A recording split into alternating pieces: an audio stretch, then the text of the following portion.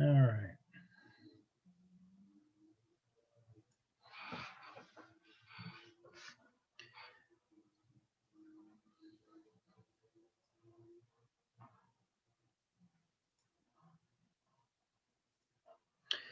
All right. So we're in week 2.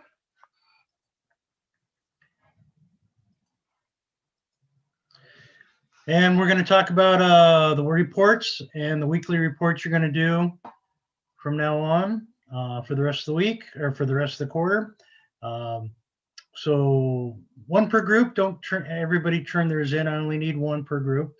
And please turn in your slides with your papers and template evaluations on iLearn. They're already there. I put them under course materials. So in the second half of the class, we're going to be doing presentations. So you'll be filling those out. I'm not quite sure how I'm going to have you give them back to me yet. Probably doing an assignment just on iLearn. So it'll be easiest for everybody to do it that way. Company or industry group shared document, industry analysis, Porter forces, life cycle. And then we're going to talk a little bit more about flawless consulting, which you guys should already be pretty much done with, right? Just nod your head, yes. All right. So it's to your benefit to get that book done, especially when you're talking with your CEO or your point of contact at the company. It kind of helps you deal with them. I'm going to go over the book little by little each week for 4 weeks. So picking out all the good nuggets out of there and explaining them. Okay, so every week a 2-page report. I want you to kind of gear this towards the CEO while giving me the information that I need from the company. So if your contact wants you to give them a weekly report, this is it. So kill 2 birds with 1 stone. But I definitely want to keep up with what you're doing, and I want you to also keep up with the company and make sure that you're staying in constant contact with them. You're constantly meeting with them because you don't want to let things go unanswered. So you want to constantly be able to talk with them. Okay. So on your reports, make sure you put your group number. Many of you didn't. Make sure the page number, header, and I do print them out because I want to know what they look like when you print them, because you never know what your customer, your client's going to do. They might print up like 100 copies and distribute it to everybody. So make them look nice, make them look professional. Come up with a kind of a letterhead that you're going to use as a standard thing for your reports, and make them look good.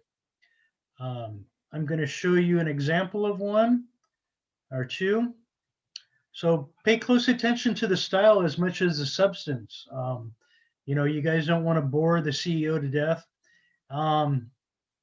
Your slide presentations, make them quick and easy. And remember, words, a picture's worth 1,000 words.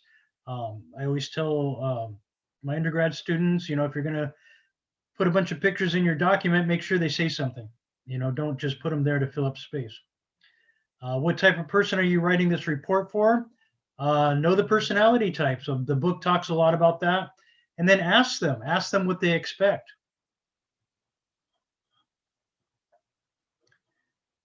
So let's see here.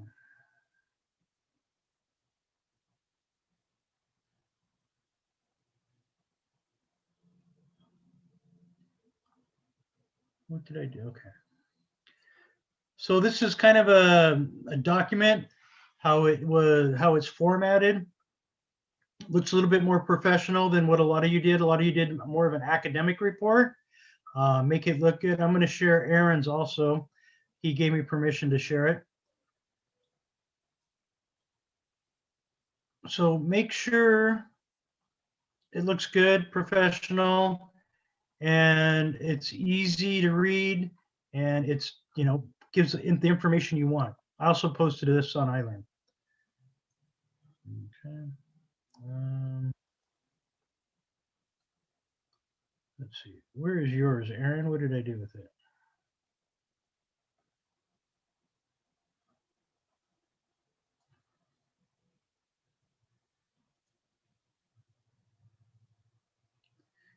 No, that's it. I'll have to go back to it.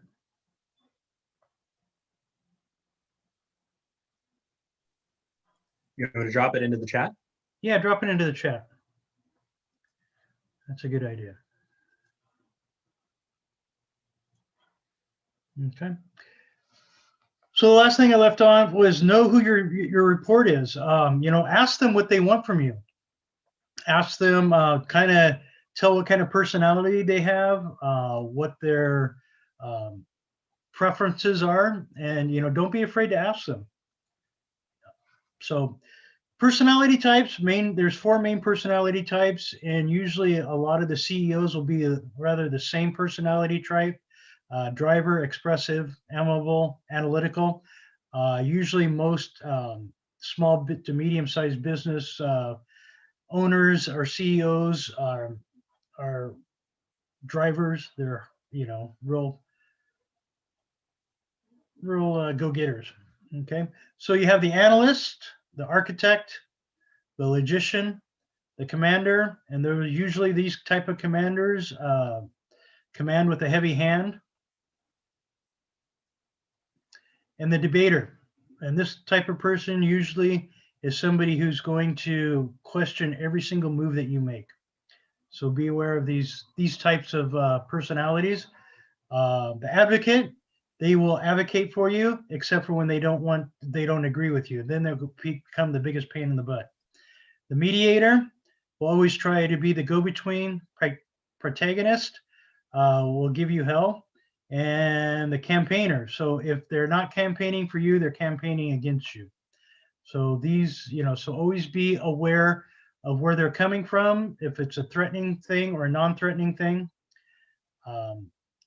Sentinels, defender, executive, consul. So always be aware of the type of person. And these type of people, entrepreneur, that's going to be smart, energetic, very perceptive person. And they enjoy living on the edge, and they don't want to listen to you drone on for 20, 30 minutes about something. They want you to get to the point rather quickly. So always be aware of the person that you're talking to, and the type of organization, and that will trickle down. Speaking of which, a friend of mine does consulting right now. He's consulting for Amazon, a small company that Amazon bought, and he's trying to get their taxes and everything in order. So each little company he goes to has their little idiosyncrasies. He kept sending this weekly report to the CFO, and she kept typing back TLDR. And my friend didn't know what that was, because that was kind of something that she did. And basically what it meant was too long, didn't read. So he's been sending her reports for 3 or 4 weeks, and she wasn't reading any of them because they were too long and she didn't want to spend the time reading them. So she finally communicated. So they went several weeks without communicating, and he didn't know what that meant, and she didn't bother explaining it. So, they didn't, she didn't read any of his reports for several weeks. So when he would talk about something, she goes, "Yeah, I don't know what you're talking about." So, and there are people out there like that. And so you got to be very, very careful. And then the other one, LTTO, let's take that offline. So in a video meeting, what would happen is they would say, "No, let's not address this now." And so they would try and avoid the subject forever and never go back to the topic. So you got to be very careful about company culture, how things work, how the people act with each other and with consultants. Okay, so in your paper, you guys talked a little bit about the industry analysis, the SIC codes, and the NICS codes. Then what this is 2 different ways to categorize companies. So they have a long list of these. If you've ever go to their websites and look at them. If you've never used them, if you're going to explain what a company is, you're going to use these codes. Industry reports from industry periodicals. Each industry has their own periodicals that they use. And news outlets. My industry has 3 or 4 different ones. Most of them are crap. And you'll find that too in a lot of industries, is they're making advertisement dollars, and they're just putting out a publication that really is not very useful. IBIS World, you guys have probably used that a few times, right? To do some research and reports, and then other normal report or other ports that aren't normally used by business owners. Business owners generally don't have a lot of time. They don't sit around doing research and reports and reading a lot of articles. Some do, most of them don't. So when you give a report to a CEO or your person that you report to, make sure it's interesting to them. Make sure it's something that they don't normally read about their industry. Okay. So in your report, you should have done a thorough industry analysis. And what that means is you're going to do an extensive one. I don't expect you in this class to do, a heavily extensive one, but I expect you to do enough to where you can communicate with your CEO and let them know exactly, let them know that you know the industry and you know what you're talking about. So you would examine your competitors or their competitors, analyze competitive data.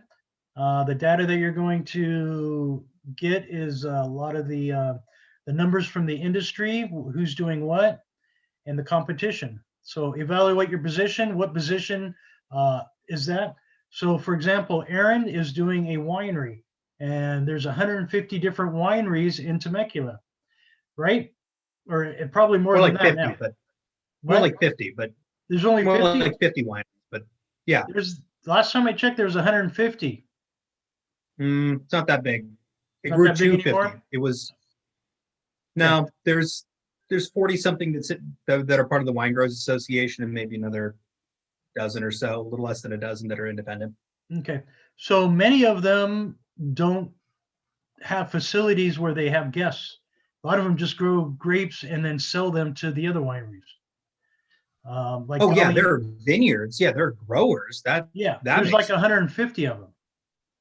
Yeah, if you're talking about growers, people who just have vineyards, sure, yeah, that makes sense.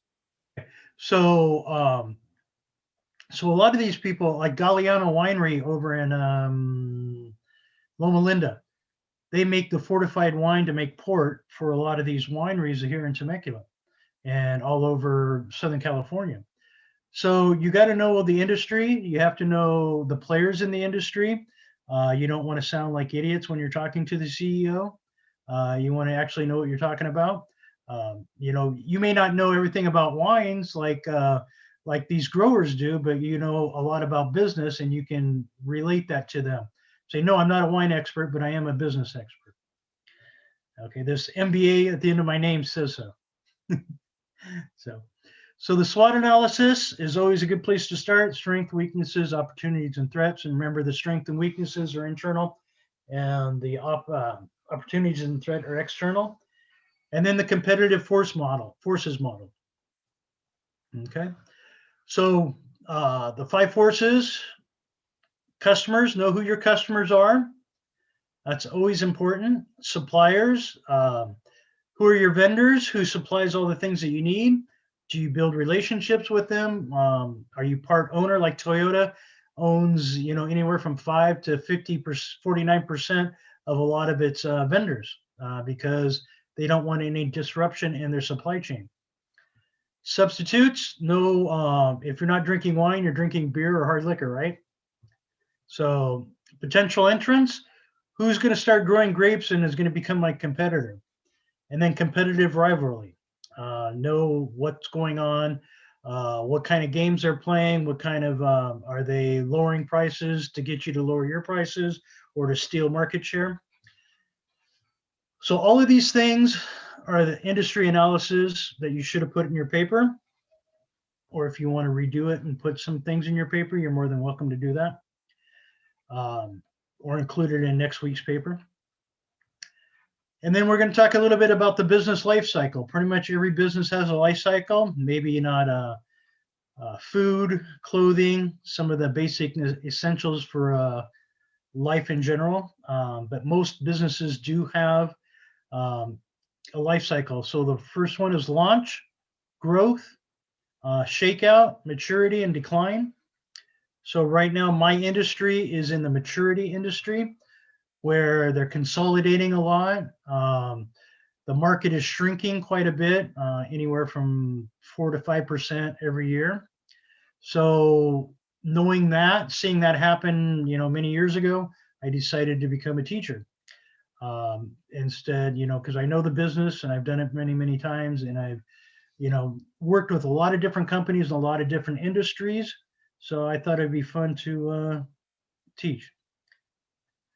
All right, so this is the life cycle. So as you can see right here, if you getting towards the end of your life cycle, if you do an extension, which means you find some innovative way to either rebrand yourself or bring on a different product for a new revenue stream, maybe in the same type of industry, maybe not. For example, in my industry, since they're not printing as much anymore, they're still doing printing, specialty printing type things, like, for example, labels for wine bottles. They're doing a lot of that. Labels for canned goods, labels for other products. That type of printing is growing. The printing of other types of things are slowly declining. So a lot of companies in my industry either went to 3D printing or they went into managed services for like scanning documents or managing different IT aspects of that. All right. So phase one is the launch. So each company begins in operation as a business, usually by launching new products or services. During the launch phase, sales are going to be slow, revenue is going to be slow. This is where everybody usually gets their money from their investors.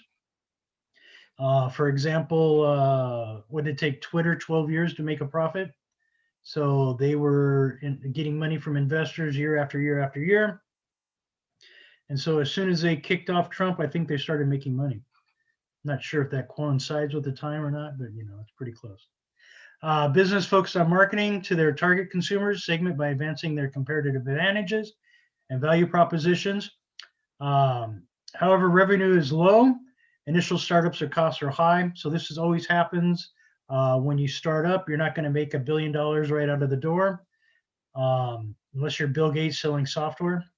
Finally, the cash flow during the launch phase is also negative, but dips even lower than the profit. This is due to capitalization of initial startup costs.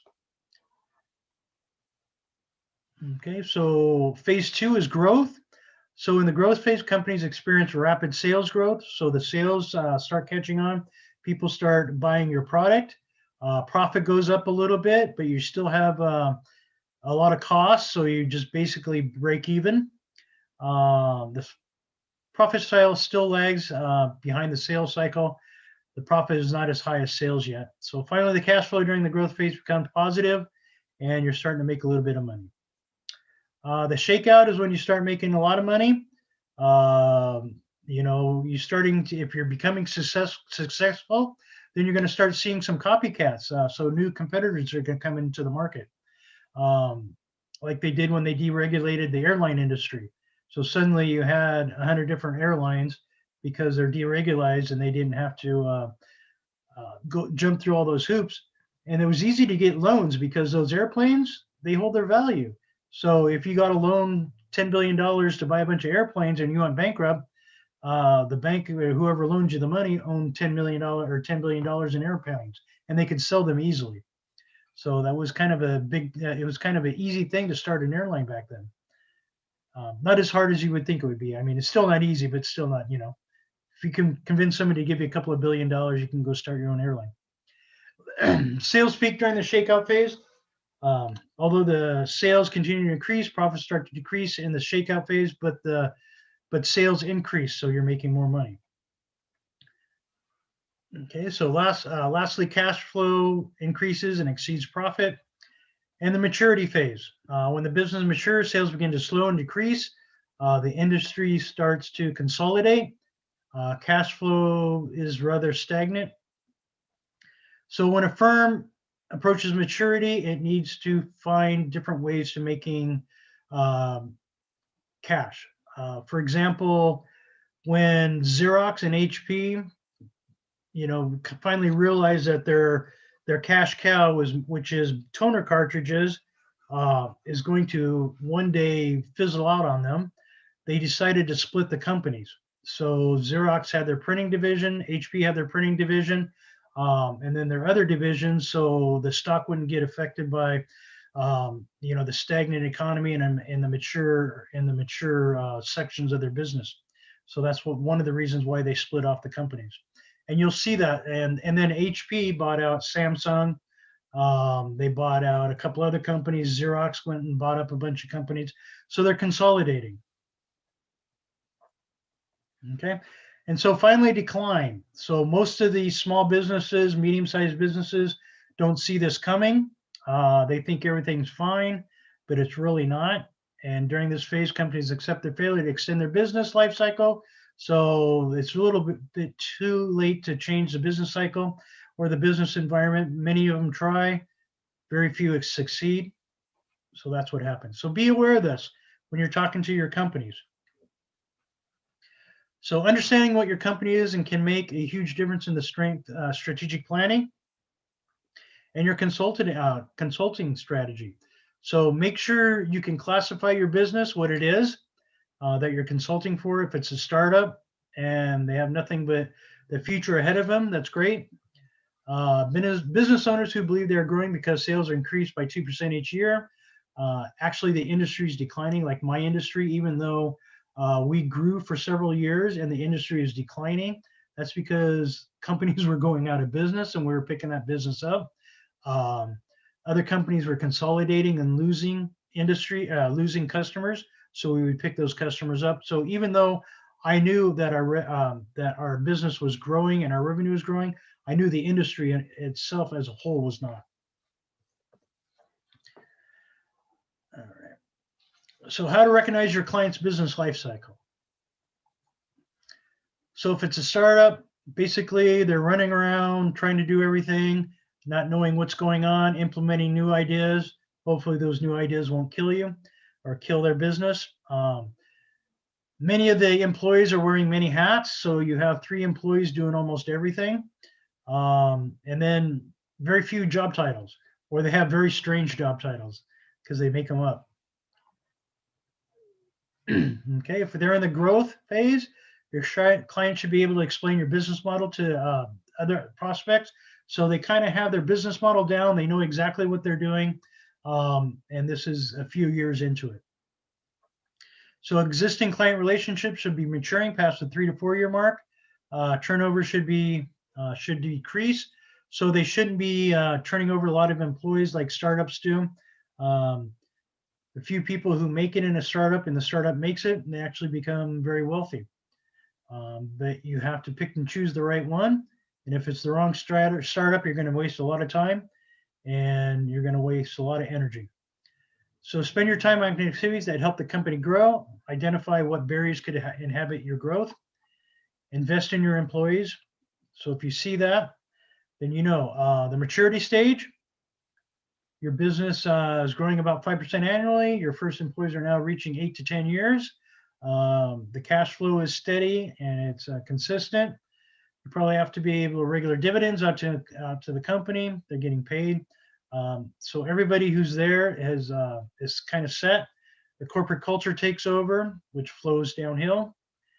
They may not set the world on fire, but they're very dependable and very consistent. So the renewal and decline, many owners' businesses are in decline, have no idea. They don't see it coming.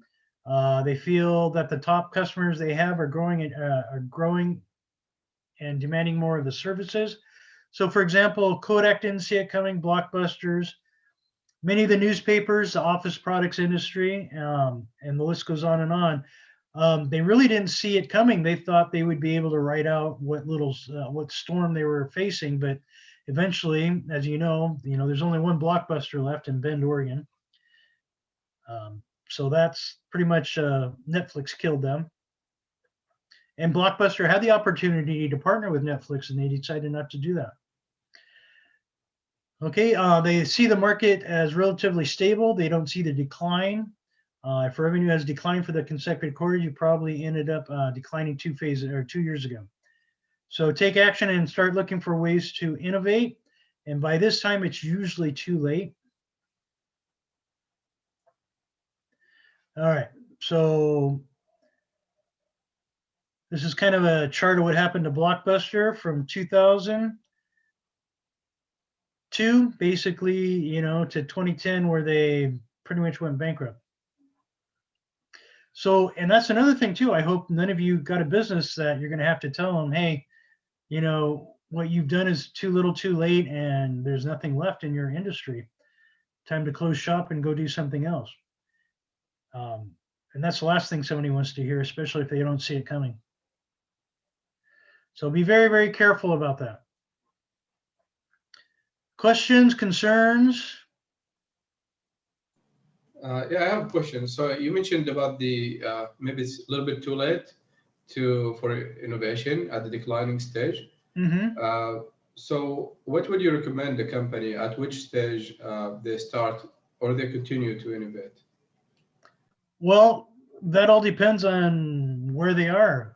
If they have money financially to create a new revenue stream, they can do that. If they can innovate their product, for example, look what Uber did to the taxi cab industry. With a handheld cell phone, a smartphone, you can call a ride up and have them pick you up and pay them and do all that other stuff. Is that something they can do in their industry? So you have to be very creative, very innovative, and see how you're going to be able to help your client. Sometimes there's just nothing you can do. Like Kodak. Kodak made a digital camera before anybody else, and they decided not to pursue it. Xerox made the first personal computer 10 years before Apple made it affordable. And Apple purchased the personal computer from Xerox for $1 million stock options. You know that, right? So you gotta, if their product is ahead of their time or if their product's behind the times, you got to figure out what's best for the customer. Some of these owners, have millions and billions of dollars, and they'll say, okay, fine, I'll close it. I'll go start something else. Thank you. No problem. Other questions? Just to add to, the question or your response, and that is, again, depending on where the product is in the life cycle. Talk about harvesting or disinvest. Those are things that can be done at a decline. Yeah. So not only the company see where they are in the life cycle, but also the industry. If I started an office products company today and the industry is in decline, I didn't do very good research, right? So, if somebody wants to start a printing business right now, that's probably not the best thing to do. Unless you're capitalizing on specialty markets, and even then, I don't even think it's that big. All right, other questions? So let's talk about some of your businesses. Group 1, tell me about your business.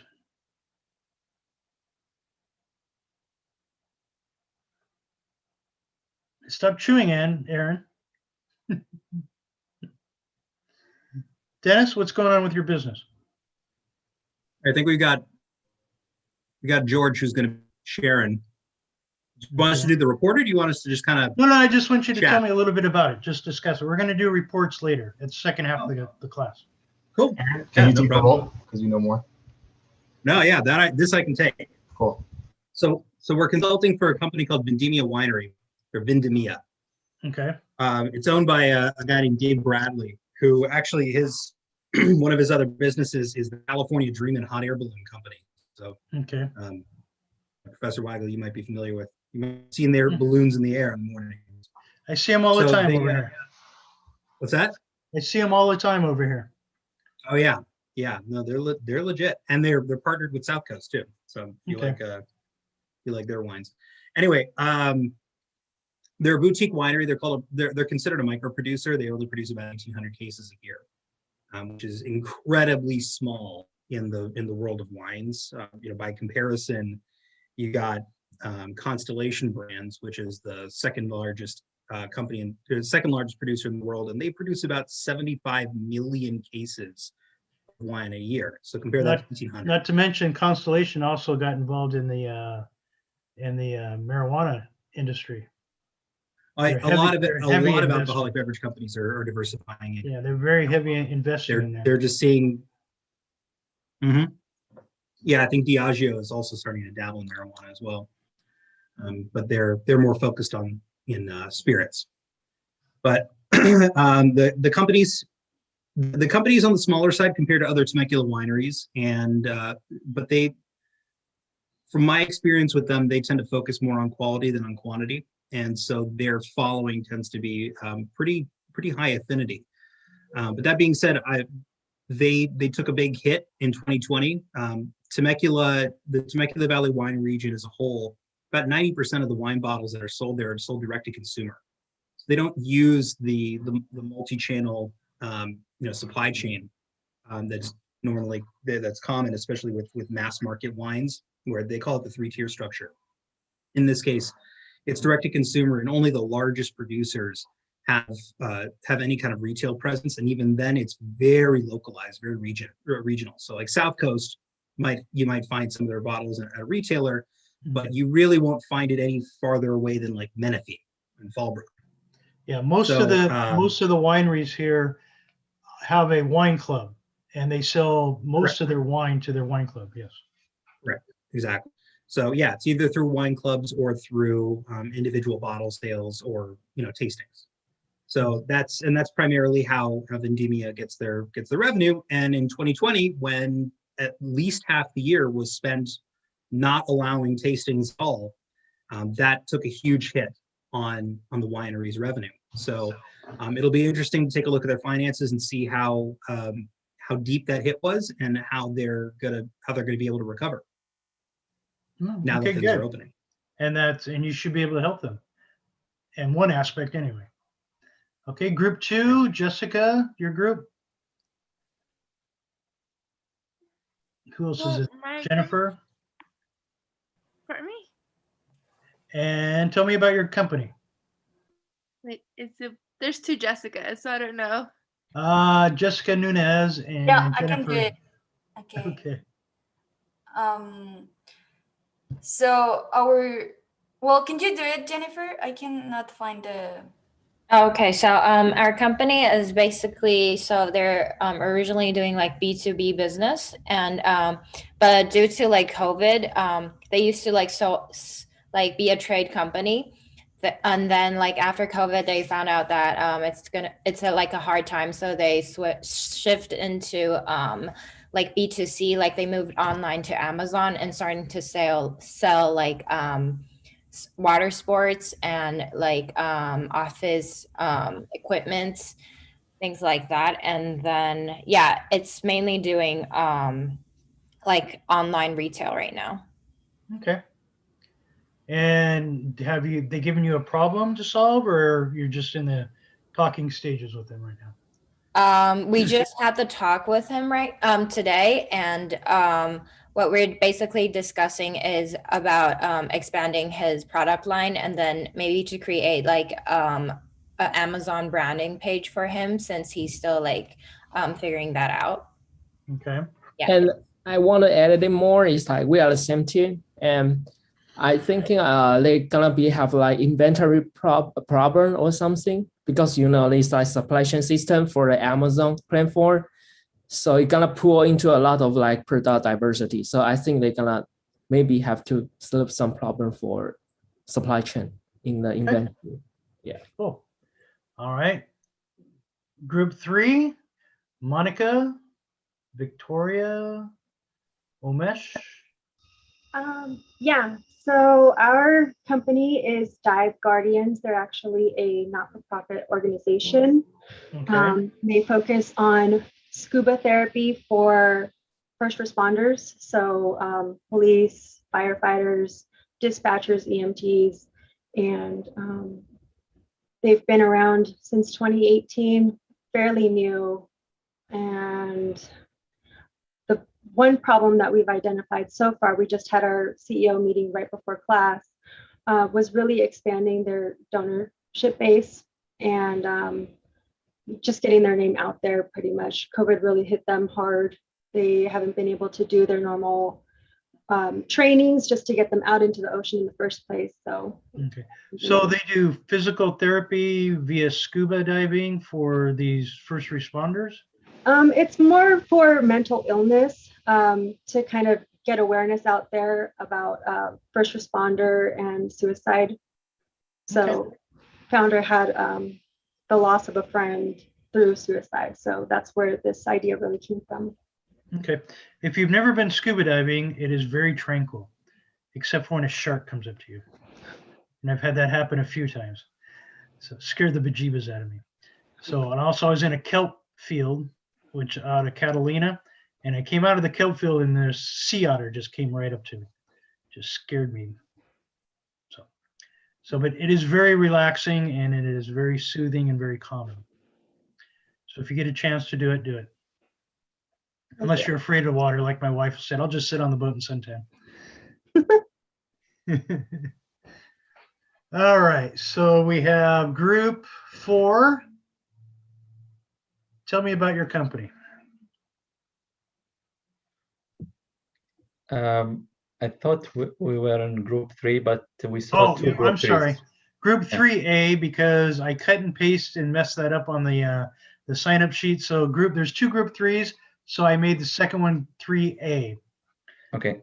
So group So- 3, tell me about your 3A. Tell me about your. Yeah. So our company is a restaurant called Masami Sushi. Mhm. So it's from the name, it's a restaurant that sells sushi, mainly mid-tier sushi, back home in Saudi Arabia. So they started in 2016, where like the culture changed, where more people have become to eat more outside rather than at home. And the 2 owners were like took the idea because they love sushi so much, but they couldn't find any in the market back then. They were only like the high tier sushi, where it's too expensive to eat frequently on these kind of restaurants. So they said, okay, there's no like supply, and the market is booming. So they created this restaurant, and they capitalize on the art of sushi. So they like to write stuff with the sauces and stuff like that. And yeah, now they have 8 branches, and they are targeting 14 branches by end of this year. So yeah. Now, is there any local fish that they can use? Yes, there is actually like we have the Arabian Gulf next to the east side of Saudi, and the Red Sea on the west side, so they can get like fish from there. Also, they have opened like a supplying company like below their restaurant, in order for them like to import food by big batches. And if I mean, they can sell it to other restaurants as well. So they're flying it in on a daily basis, then the fresh fish. Yeah. Yeah, because I know the salmon comes from Nova Scotia or from Scotland. Yeah, that's true. But I mean, they import. I mean, I mean the food from outside. But they rely on the locals too. Also, they sell to other restaurants. Sometimes if they do not be able to sell to other restaurants, they consume it themselves. Their main problem actually is a restructuring problem. So as you mentioned in the slide earlier, so it's everybody does everything. So they mentioned to us in Arabic, it's called Faz'at, where everybody help everybody based on like helpfulness and friendliness. But I mean, if the company is growing with this big, I mean, you cannot rely on this attitude. I mean, sometimes people make mistakes, and you need to like to have structures where you can identify where the source of the problem comes. So yeah, that's the main problem that we are targeting. Okay, good. Okay, next group, 5 or 4? 4. So Randy, Safra, Megan, Vinco. Oh yes, I Me? can take this one. Yeah. So we're doing Vanguard Dynamics. I don't want to say too much in case we present later, but like basically it's a company based in Riverside. The founder is Alex. He's actually a UCR alumni from 2002. And they're basically a luxury home audio company. They specialize in products that like basically enhance the what do you call that?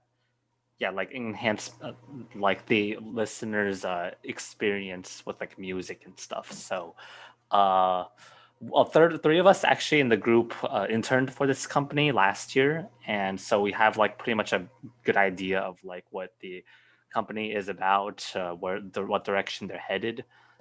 We actually have a pretty good relationship with the founder and CEO of them. So when we were working at the time, a lot of the challenges was since they were kind of in the transition between the B2B model to more of the B2C model.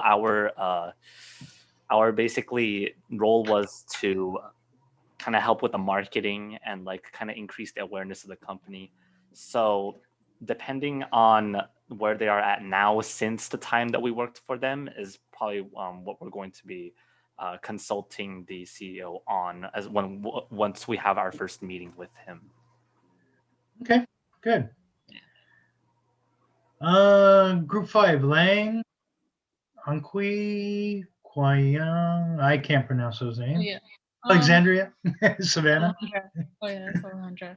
Alexandria. So we're doing an online business called Solita. It's a women's boutique. So it barely started in 2020, so it's fairly new. It's still like a startup. And then we found out, like, we talked to the CEO. She owns it, like she does everything by herself. So she told us that some of the problems in the company that they're facing is like slow growth, which can be because of COVID. Because when she started it, that's when like COVID happened and like not everyone was going out. So not really everyone's buying clothing. So how we can fix that now, because everything's opening back up. That's basically that. Also competition, because there's a lot of competition in the fashion industry, especially boutique clothing, because everyone can, well, not everyone, but like it's easy to get a business license and then buy wholesale clothing. So we want to see how we can differentiate her brand from her competitors around the area. Okay. So how long has she been in business? Since September. So about Okay, so she's a startup. She's doing everything. She's wearing all the hats. Yeah. Okay, let's see your fingernails go like this. Oh. How many words a minute do you type with those? I type pretty fast. Okay. Yeah, they're pretty long.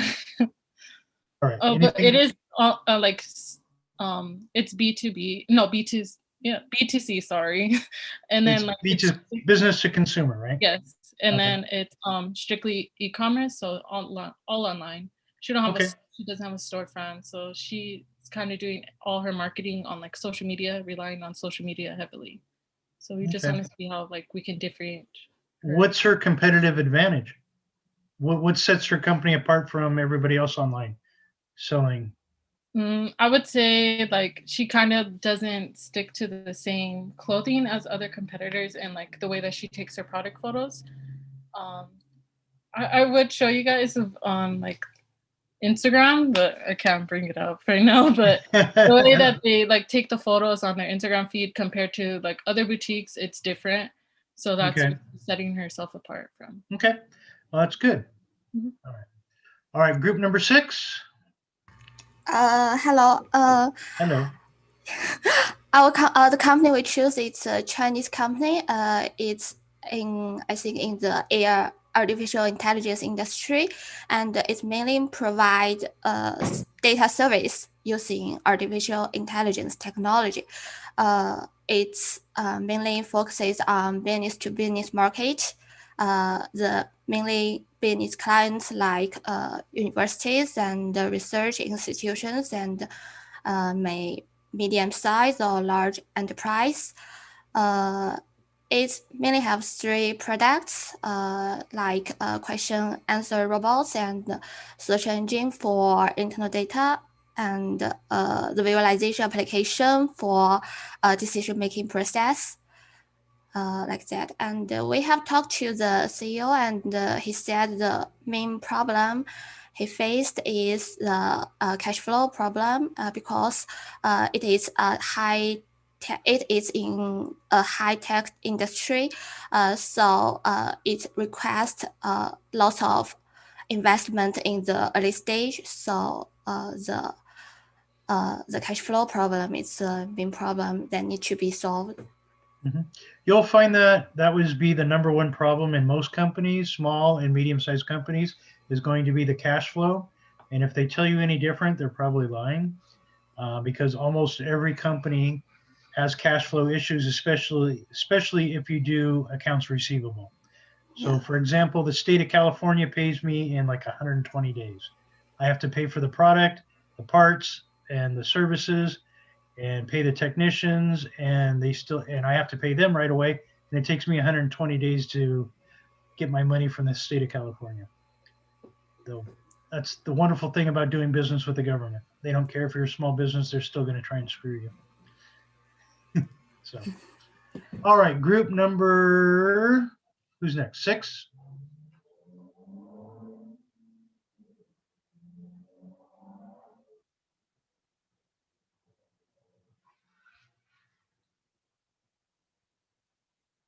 So group 6, or was it, did I just talk to group 6? Shane, no, that was not group 6. Oh yeah, group 6. Okay, group 7, Judy, Cloud, Pauline, Meeting. Yeah, just, can you hear me? I can hear you. Yeah, okay. Our company is a personal owned brand, just like the last group I heard that who is doing the women's clothing. Our brand is Quickie. Quickie is a private owned brand, but the main product is about the hats, handmade hats, and some clothing accessory.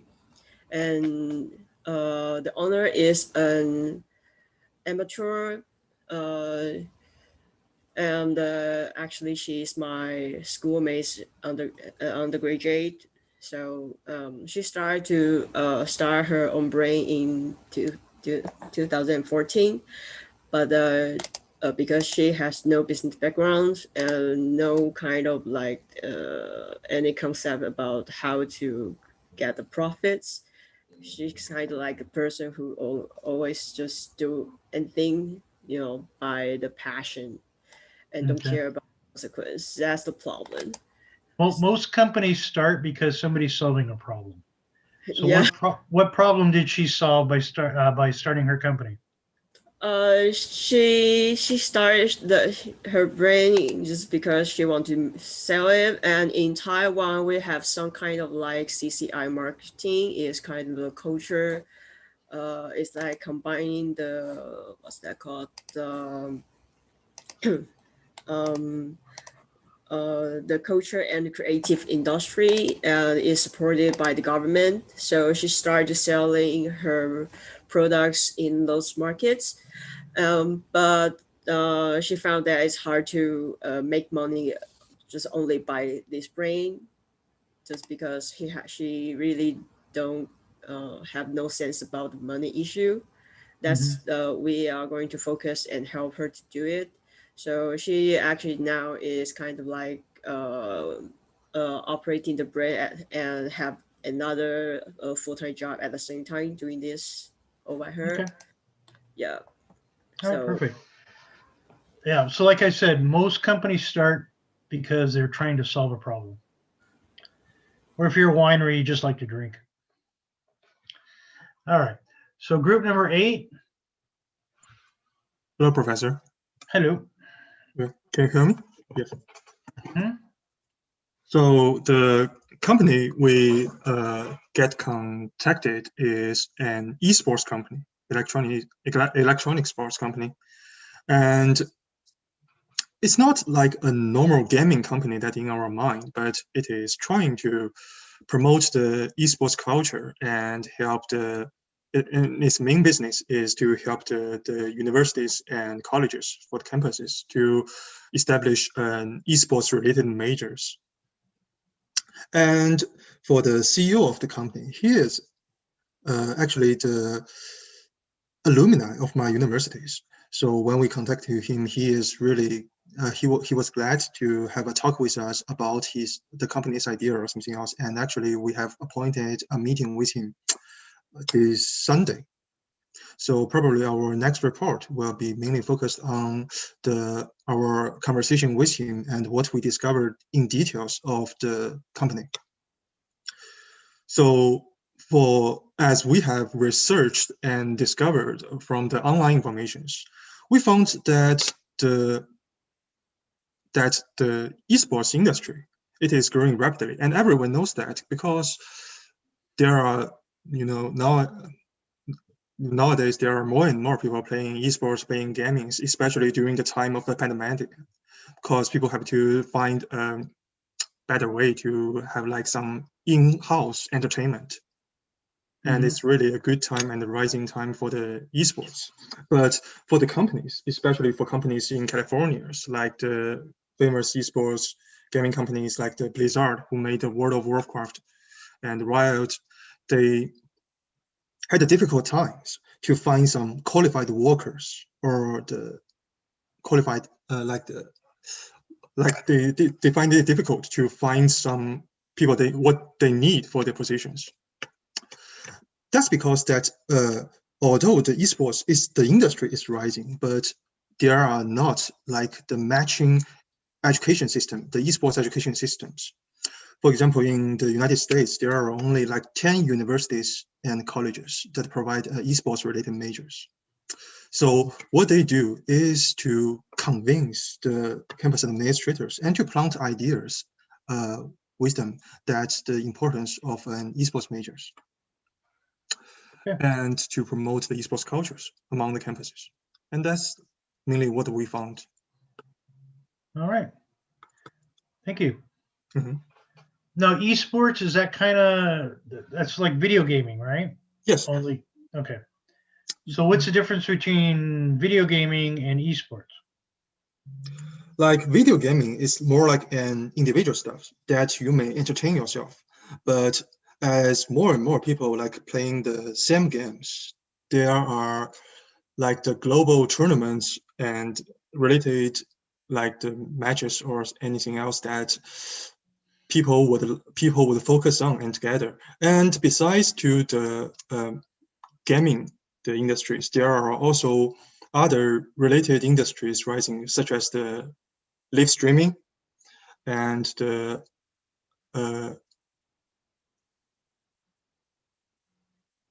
like probably the game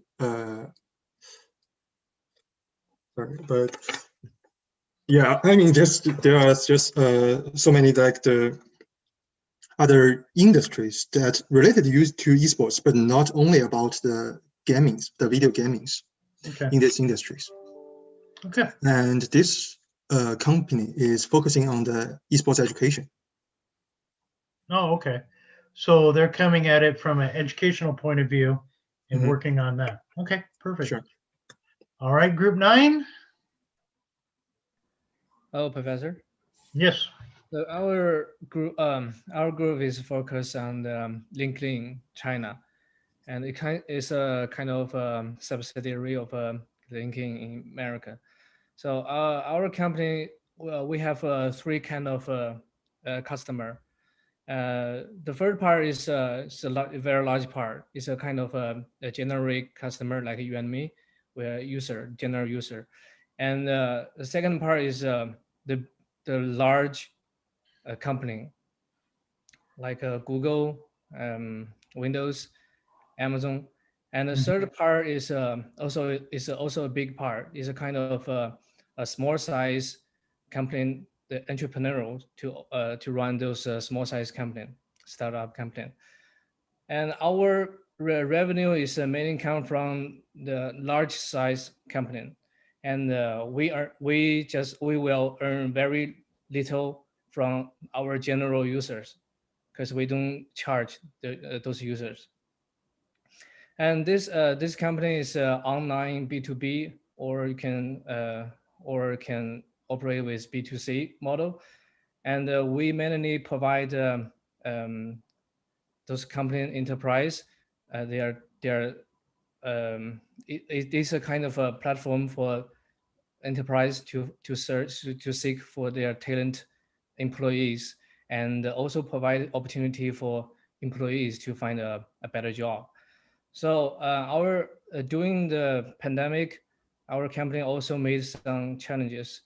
During the pandemic, many companies, they will cut off salaries and shut down some function of their company. So their employees is losing, and their demand for seeking potential employee is decreasing.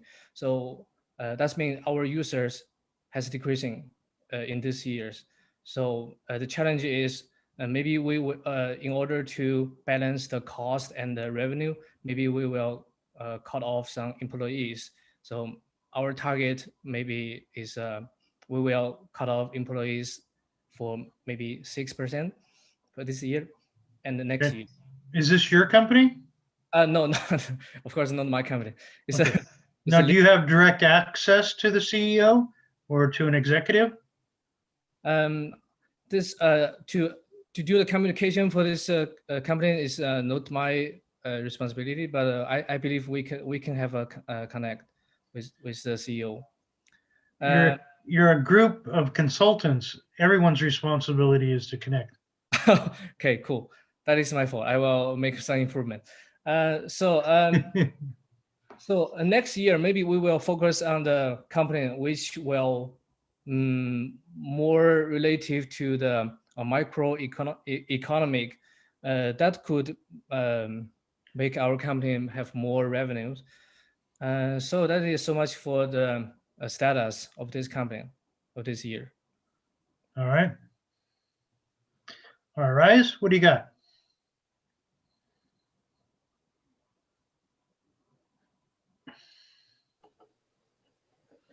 Good evening, Professor and my colleagues. It's, the corporation is a non-profit. And as I indicated to the professor, it's more than time our institution paid more attention to entities that are different from corporation for profit. And so, what I've been trying to do is to bring to bear the tools of management on this nonprofit organization. And we see ourselves as, in terms of a parallel, we see ourselves as a disruptive technology. What do I mean by that? We believe that the traditional message of invite the Lord Jesus Christ into your heart and press to you are saved, if you truly believe that, we believe it may be popular, but it's unscriptural. And so we, in that sense, we are, like I said, a disruptive technology. And our goal is to use all the channels, marketing channels available to be able to push this idea. So specifically, we're talking about the social media. That is where people are. And when Jesus Christ was in the earth, he went to where people are. Companies, what is it? Corporations for profit, many of them are going there. And some of them are solely online. So we think, we need to be able to harness this new media, to be able to propagate the message we believe strongly in. So this will include such things as Facebook, YouTube, Instagram, and blogs, and the rest of them. And that. Okay, go ahead. And we also see that the pandemic, kind of throw some lemons at us and we want to convert the lemons to lemonade. What do I mean by that? We've been forced to have virtual meetings because of the lockdown. But paradoxically, it looks like using the Zoom link, we have been able to reach out beyond the borders of this country. And we're trying to explore how we can exploit that opportunity for greater market share, in quotes, evangelism overseas. Essentially, we're also thinking about, we want to consult on how to develop protocols for operations, after the pandemic. What are we going to do? Are we, among ourselves, what should be the policy? And among outsiders who come to visit, what are we supposed to do? So these are things that we're trying to wrestle with. And there are other things, but if you ask me more specific questions, I'll be able to answer them. Okay. Sounds good. So you got a lot of work cut out for you. Yeah, thank you. All right. So let's take a little break and then we will come back. I will go through the meeting portion of the book of Flawless Consulting, and then we will do some presentations. Sound good? So about 15 minutes. All right. I will see you in 15.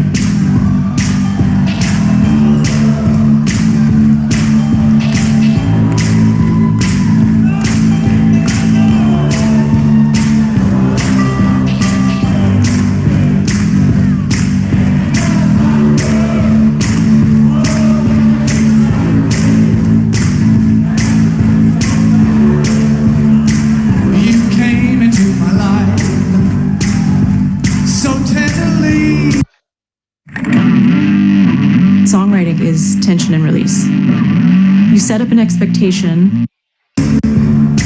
With a burning love, and it stings like a bee. And now that I'm surrendered, so helplessly, you say you're gonna leave. Now you're gonna leave me. Oh, everybody, baby, baby, where did our love go? Oh, don't you leave me. Don't you leave me no more. 'Cause I've got this fire burning, burning deep inside me. Oh, it's deep inside me. And it hurts so bad. You all came into my life so tenderly with your burning love. And it stings me like a bee. And now that I'm surrendered so helplessly, you say you're gonna leave. You're gonna leave me. Here it comes. Let me hear it loud. Why did I let go?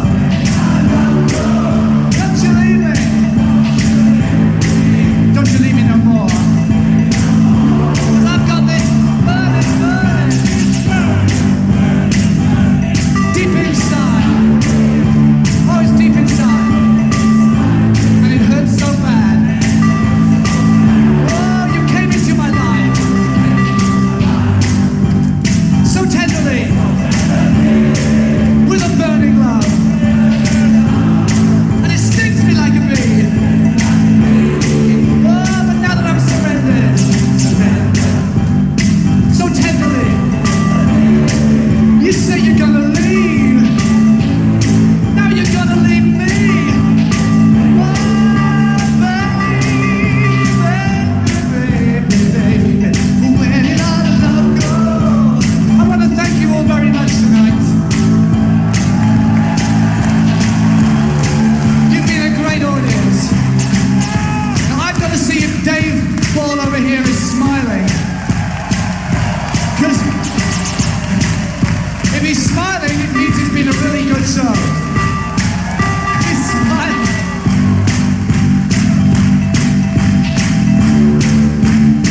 Dave's happy. I'm happy. You're happy. Oh, baby, baby, baby, where did our love go? Oh, don't you leave me. Don't you leave me no more. 'Cause I've got this yearning, burning, burning deep inside me. Oh, deep inside me. And it hurts so bad. Thank you all.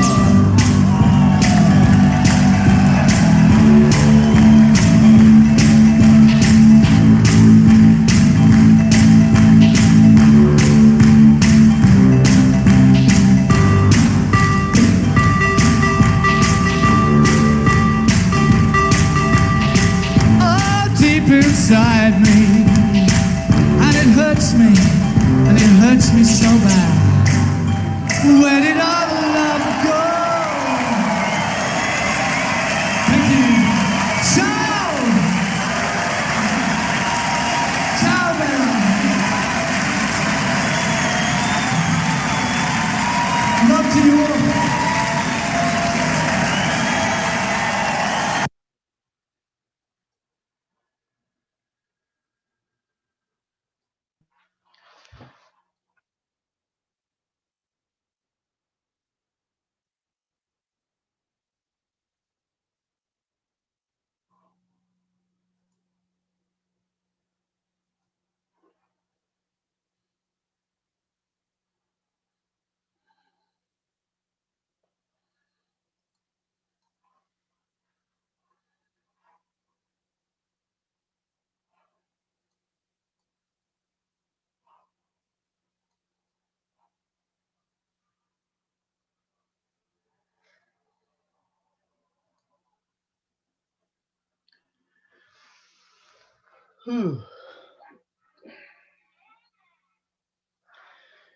So did you guys enjoy Throwback Thursdays, the one-hit wonders from the 80s?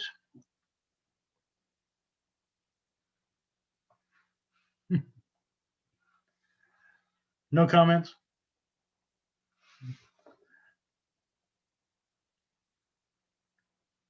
I know you want to say something, George. Go ahead.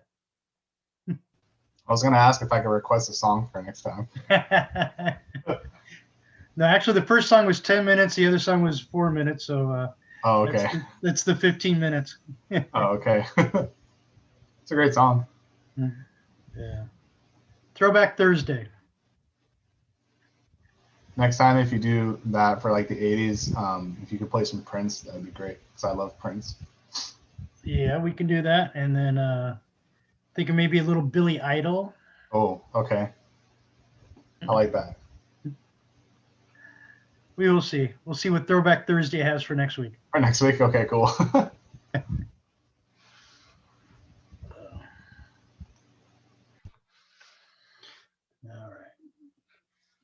So is everybody back?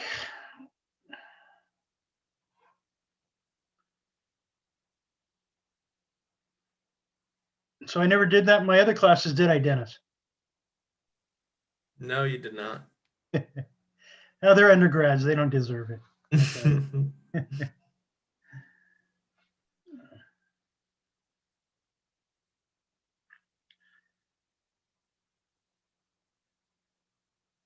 Actually, I never had a break in my other classes because they were always 1-hour classes. All right, let's buzz through these next slides and then we'll start doing some presentations. How does that sound? Sounds good. Sounds good. Okay, so you guys should be almost through with Flawless Consulting. I know a few of you just got it, received it in the mail, but the quicker you read that, the better off you're going to be. It's not that difficult of a read.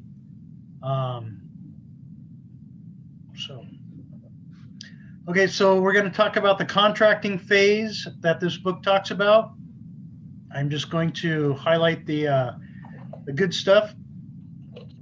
So when you're with the client, behave authentically. Be honest with them. Tell them the truth. Don't try and do something sneaky because it's going to backfire and it's not going to, you can't keep it up forever. Okay, so complete the business of the contracting phase. Negotiate your wants. That's also your wants, the client's wants, and the consultant's wants. Cope with mixed motivations. Surface concerns about exposure, loss of control. Clarify all parties to their responsibilities. Okay, so a social contract is generally what happens. Sometimes it's in writing, sometimes it's just a verbal contract. And basically what you expect from each other. Okay, so consultant competencies, ask direct questions about the client, who else is involved in the contract, ask what the client's expectations of you are. Just come right out and ask them. They're not going to, they shouldn't lie about it because, they want to be honest too, and they want you to help them. If you've gone to that much point or that much trouble and to get in front of them, they're going to want your help. Okay, simply state what you want from the client. Say no to a project. Sometimes when you're in a large company, you have the consultants from within the company. It's not an outside consultant, and sometimes the job is just not going to have a chance for success. The other manager wants it dead, doesn't want to do it, so they're going to do everything they can to sabotage you. So be aware of that if you're ever in a large company and you ever have to do that. So consulting competencies, probe directly for the client's concerns, exposure, losing control, vulnerability. Like I said, my friend who does a lot of consulting for these large companies, he does taxes and he's very, very good at taxes. Some of the big 4 accounting firms are even afraid to get into the same room with this guy. So a lot of the time what happens is he actually makes people look bad. He doesn't do it intentionally, but he finds all their mistakes. So that's a lot of times why people don't want consultants to come in, is because they're experts at what they do and they're going to end up finding all these different mistakes. So he went back 3 years and found a bunch of accounting mistakes that they made that cost him literally millions of dollars, and he saved them, something like $25 million just on the mistakes that their CFO made. So key to success is keeping focus on how you work with the clients, be authentic, be straightforward with them.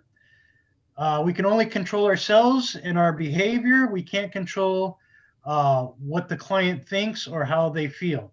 So, that's something you're never going to be able to control. And if they feel like you're there to make them look bad, you're going to have a terrible time doing that. Okay. And like I said, this book also talks a lot about the inside consultant, the one that works for the company that goes to a different division or management and does consulting for them, which is very, very common in large corporations. Okay. So try to have the power split 50-50 in the relationship. If you can't, most likely you will fail. And I'm not saying, take 50% of the risk or the blame, but, be able to communicate with them and have them give you 50% influence over what's going on with the project. Okay, considerations. Consideration is an exchange of something of value between the consultant and the client. The consultant needs someone of value, something in value in return. Don't be afraid to ask for certain things. Influence on the project. Ask access to people in the project. A lot of the times they won't give you access. You can't ask the people what they think. You can't take a survey.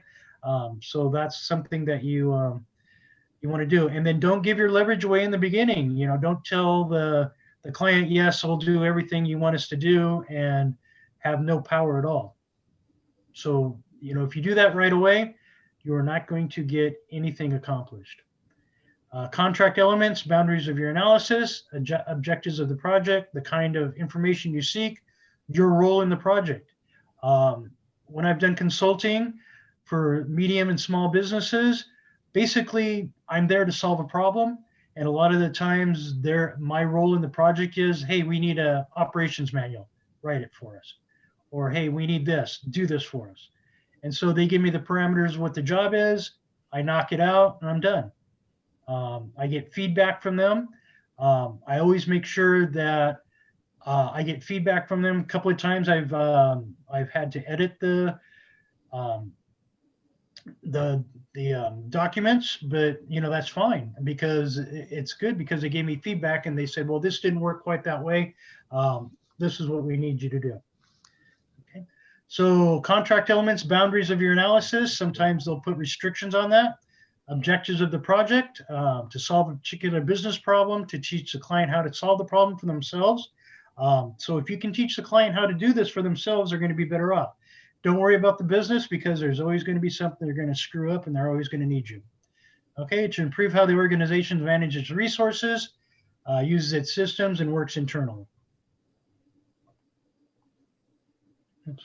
Ground rules, responsibility for every relationship should be 50-50. You should be a partner with the client in solving the problem. You want them to participate just as much as you. The contract should be freely entered.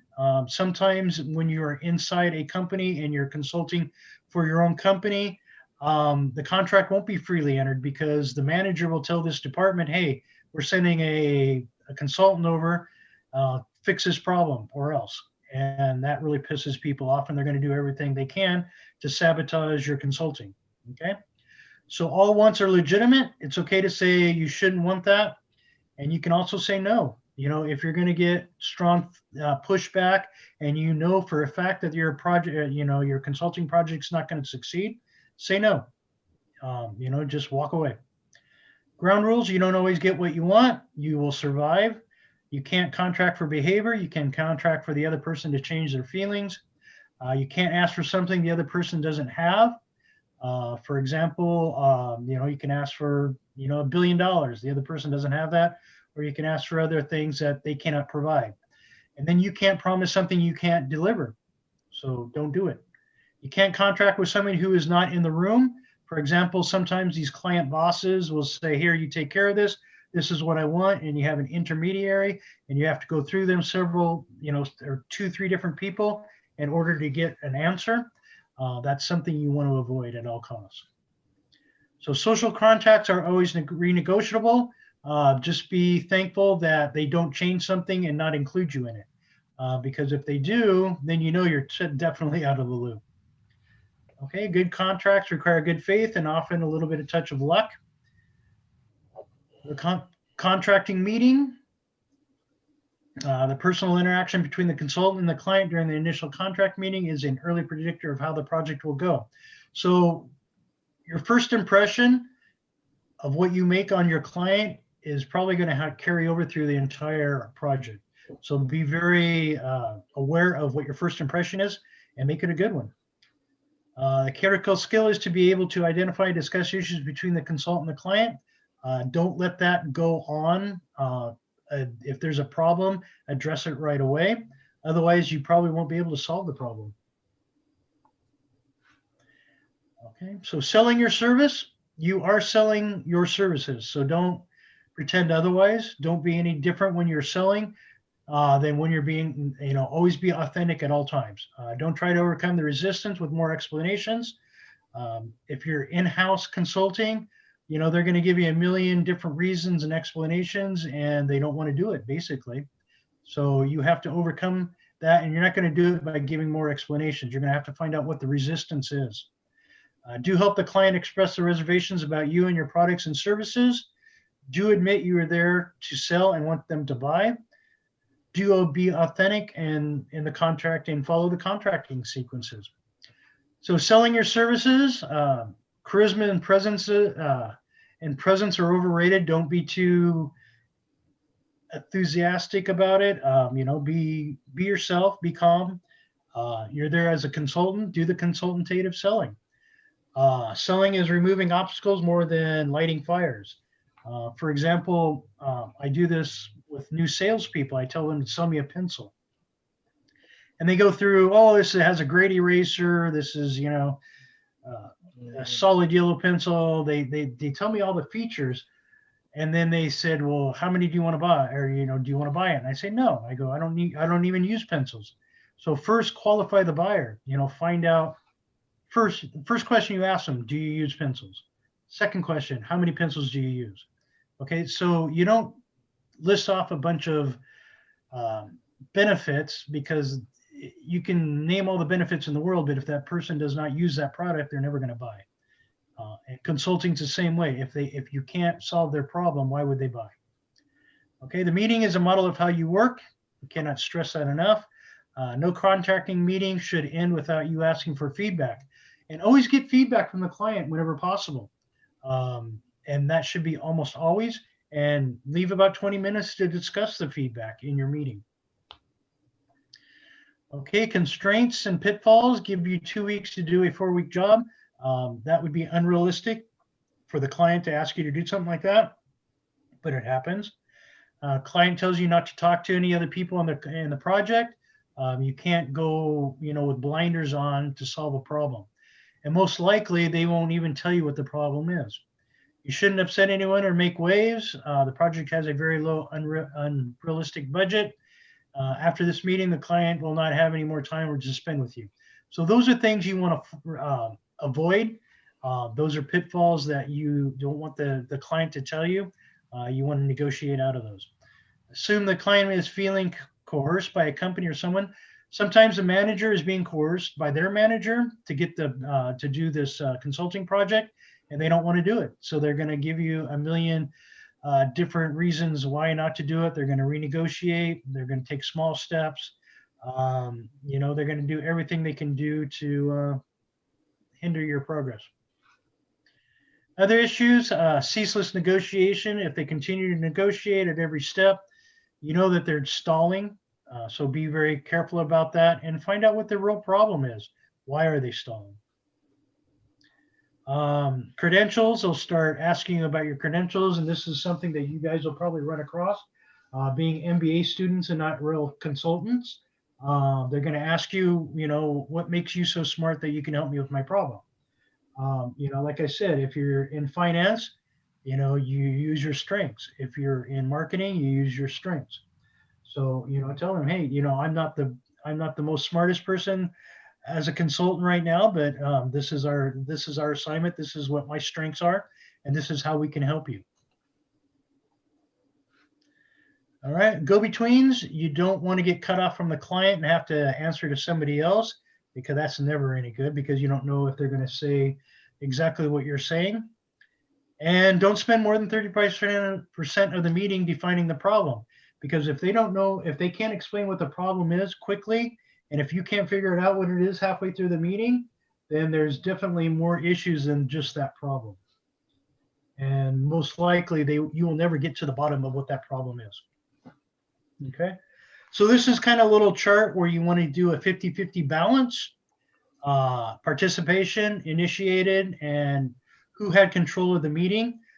If you didn't share control of the meeting, if they just dictated everything that they wanted you to do, then that's not a good sign. Which did you explore directly? Which did you not explore? Why? Were there certain things that were hands off, don't touch, don't go into that? We're going to take that off the table right now, type of wording. Which did you put the words into words and to writing?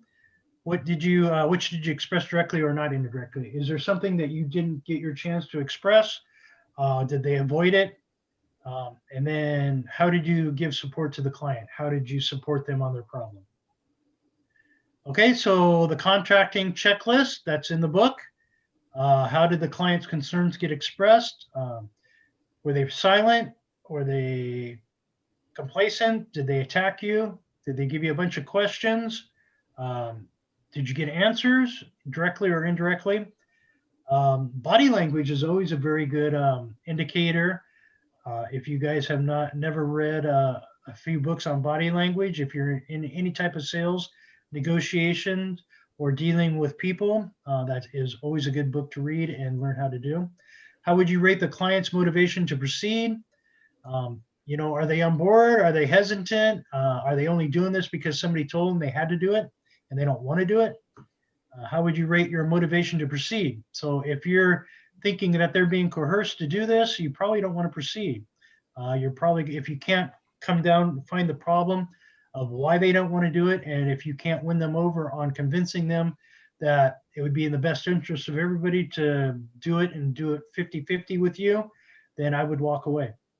What you didn't express to the client, you know, that's something you have to think about. Reviewing the negative, navigating the contract meeting. What did you do correctly? What did you do incorrectly? What would you do next time? So always review this. It's always a good thing to review. All right, so let's talk about next week. So you should already have your company. Everybody does have their company, it appears to be. So what you have in the documents. Some of you haven't been able to talk and had a meeting. So hopefully those steps in that will help you. And I did post these slides. So if you want to go back over them and look over them again, you can. You should have already turned in your company firm assessment. And we'll read those this weekend and get feedback to you. Next year, we'll have another paper due on project scope. So I want you to talk about the company, the scope of the project, how you negotiated it, how you are going to approach it, and what you're hoping the end result is going to be. You should be well along with your reading the flawless consulting and new documents. For example, I posted that one for the consultants, kind of like I told you, form and substance, both. You guys are representing your company. For example, group number one, they had on the top of their thing, they had a G1, which means group one, and then they had all the people's names on it. So it was done very professional. It looked good. So, and then the substance was, I haven't read the substance yet, so we'll look at that. Example of weekly reports and group number one in your class, and then Aaron shared that with you guys. All right.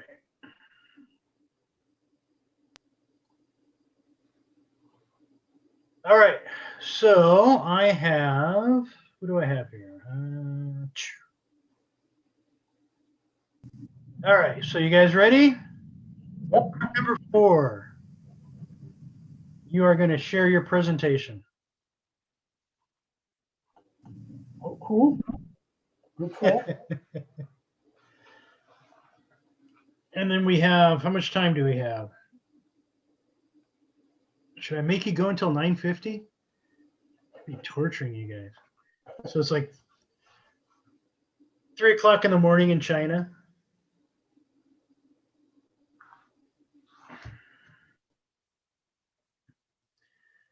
All right, group 4. Who's going to present? All of you, one of you, two of you? And everybody has their notes, right? They're going to, on your presentation critique form.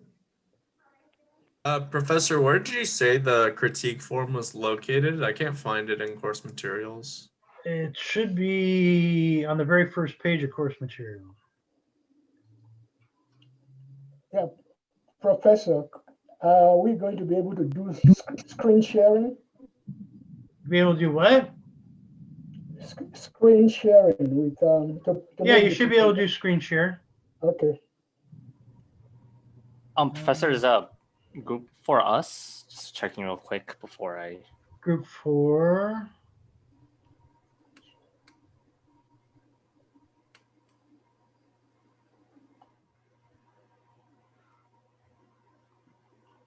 At the very second to the last, it's not under week 1 or 2 or 3. It's at the very last. It's in the thing. Did you find it, Dennis? Yeah, I found it.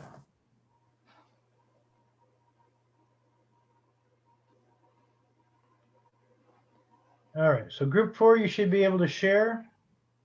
Is that us, Professor? Group 4? Let me look. Where's my spreadsheet?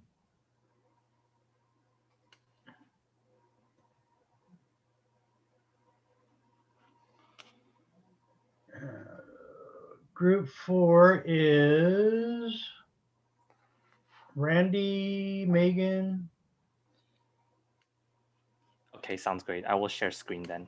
Okay. Are you going to present, Randy? 3 of us are going to present. I'm going to present the first 5. All right. Okay. Can everyone see that? All right, great. Hello, everyone. So we are group 4, which consists of me, Randy, Megan, Bernal, Meet, Vinko, and Safira. And we will all be doing our project on Vanguard Dynamics. So Vanguard Dynamics, like I mentioned earlier, is a luxury home audio company that's based here in Riverside. It was founded in 2011 by Alex Chow, who is actually an alumni of UCR who graduated from 2002. Now, prior to opening his company, he worked at a factory in China for manufacturing for audio parts as well. So he got that experience and founded Vanguard Dynamics, in which he created his own innovative and award-winning speakers, which won him top 40 under 40 by a magazine in 2013. So their main model for business is B2B, or business to business. And essentially what they do is that they sell their luxury home audio products to companies that run apartments, high rises, those residential areas. And what those companies do is they take those luxury home audio products like the Veil amp here, which we will be kind of discussing the Veil audio brand that they have later on this presentation, but essentially these come standard with the residential build apartments that these companies buy from. Now, the company did do a switch to B2C, or business to consumer, especially during our time as interns last year, in which we were in charge of kind of helping the company transition into that method and trying to reach more directly to the consumers themselves, the end consumers who will be utilizing these products. And one of the ways that we wanted to do this and go about this was to essentially launch a Kickstarter campaign in which we were going to launch a product that was going to enhance this Bluetooth capability for luxury home audio. I'm going to switch it over next to my other group member who will be presenting the next few slides.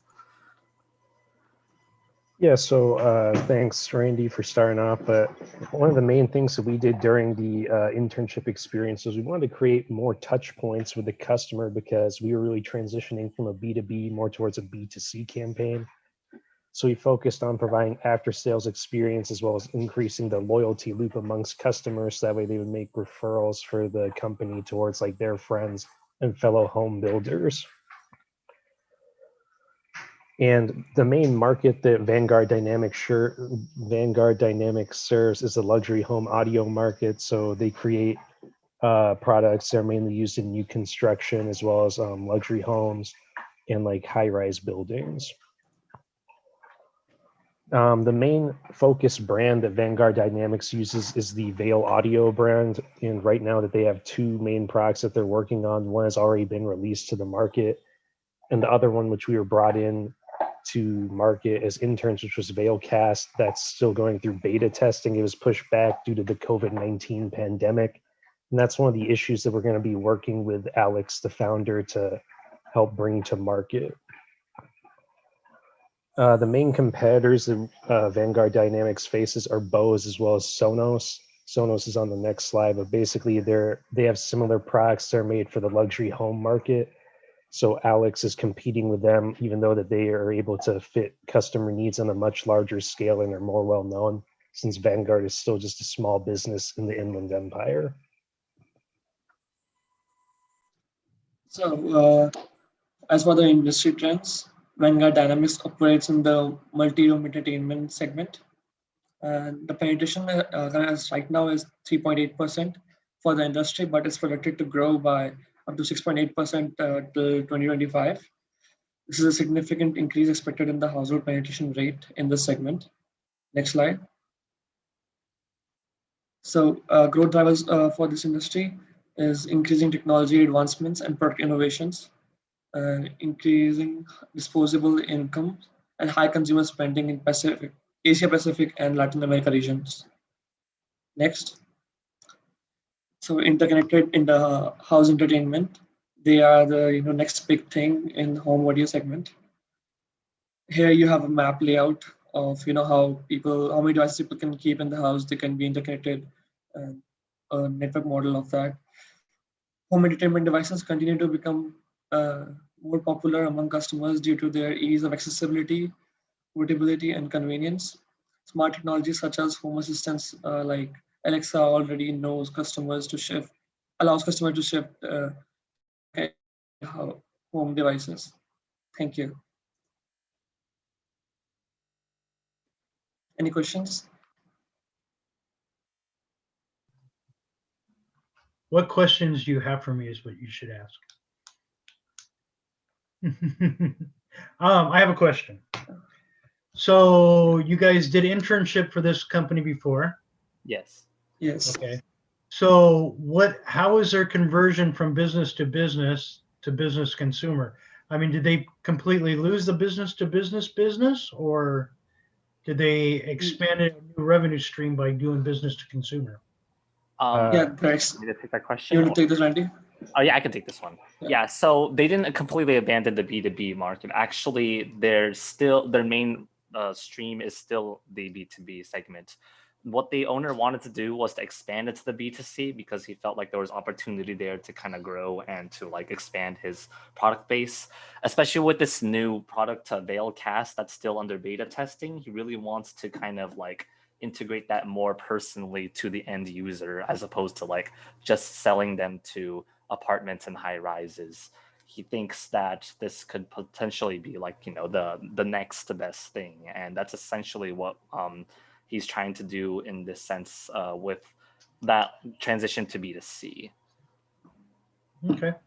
Yeah. Or take your slide down and go back to everybody in the class. Okay. So who else has a question for this group? I know you mentioned that you all wanted to create like new touch points and focus on like the after sales experience and getting consumers into that loyalty loop. Do you have any like beginning strategies of how you're doing, like any like introductory thoughts on how exactly you're going to do that? Yeah, can I take this question, Randy? Of course. Yeah, so this is the new strategy that the company was working when we last worked with them. They were starting product registration for warranty claims and all the other stuff. You know that one small coupon that you get with the product, where you sign up or your name, email address, and your product, whatever you're using. So we are doing that. I mean, the company was doing that, and that's how they get email addresses of the customers. Those email addresses and other data that they collect about the product that the customer uses, it helps us to keep in touch with the customer, get their feedback, and send offers and other marketing offers to them. So that is the strategy the company is working right now. And for anything new, we are still yet to have a meeting with the CEO. Questions? More questions for him? Okay, so now you guys ready for the critique? Yes. Okay, I'll go first. Okay, so presentation was good, style. It was clear. You guys did a good job. For the most part, good slides and products. The one slide only told 500 words. That was the growth driver slide. It was kind of a, didn't really say much. It kind of just was there. So let me see what else. You seem to know what you're talking about, which seems to be good. The Kickstarter, did that make any money? Okay, so for the Kickstarter campaign, unfortunately, it couldn't get launched because COVID-19 happened. This was around the winter quarter, towards the end of winter quarter. So I don't know if he wants to still continue like potentially doing that in the future, but that's something we'll ask him in the first meeting. Okay, so he was doing a Kickstarter to raise money to go into the business to consumer. Yes, so he was raising Kickstarter for the Veilcast concepts, that he's trying to do B2C. So what was he giving away for an incentive? Product? So some of the Counter things that product? some of the things that we came up with was like there were like different tiers in which like if a person donated this much amount of money, then they'll get like like a complimentary shirt or something. And then if they get like donate even more, then they probably get the Veilcast itself when it comes out. So there was different tier system. That was like the idea of like what we were gonna do. Okay. Yeah, generally when a company doesn't use Kickstarter to raise capital for a new business venture. But yeah, I thought that was kind of unusual. Okay. Yeah. Okay, so who else would like to give a comment, critique, or tell them they did a great job?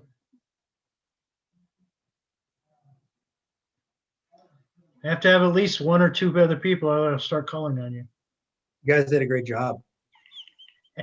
Oh, thanks, Aaron. We appreciate the feedback. We appreciate the feedback. I don't want to be the only one. This is your peers. You're amongst your peers for your I feedback. think you guys did a great job. It Great was job, very great job. clear. Yeah. Okay. Thank you, everyone. Consensus is you did a good job. All right. I think you were authentic. Yeah, I love the pictures. They were very like compelling. They made it more interesting. Yeah. Thank you. Thank you very much. Let's see here. All right. Are we ready for the next one? You guys are not seeing it. Oh, here we go. Okay. So the next group is going to be group number 7.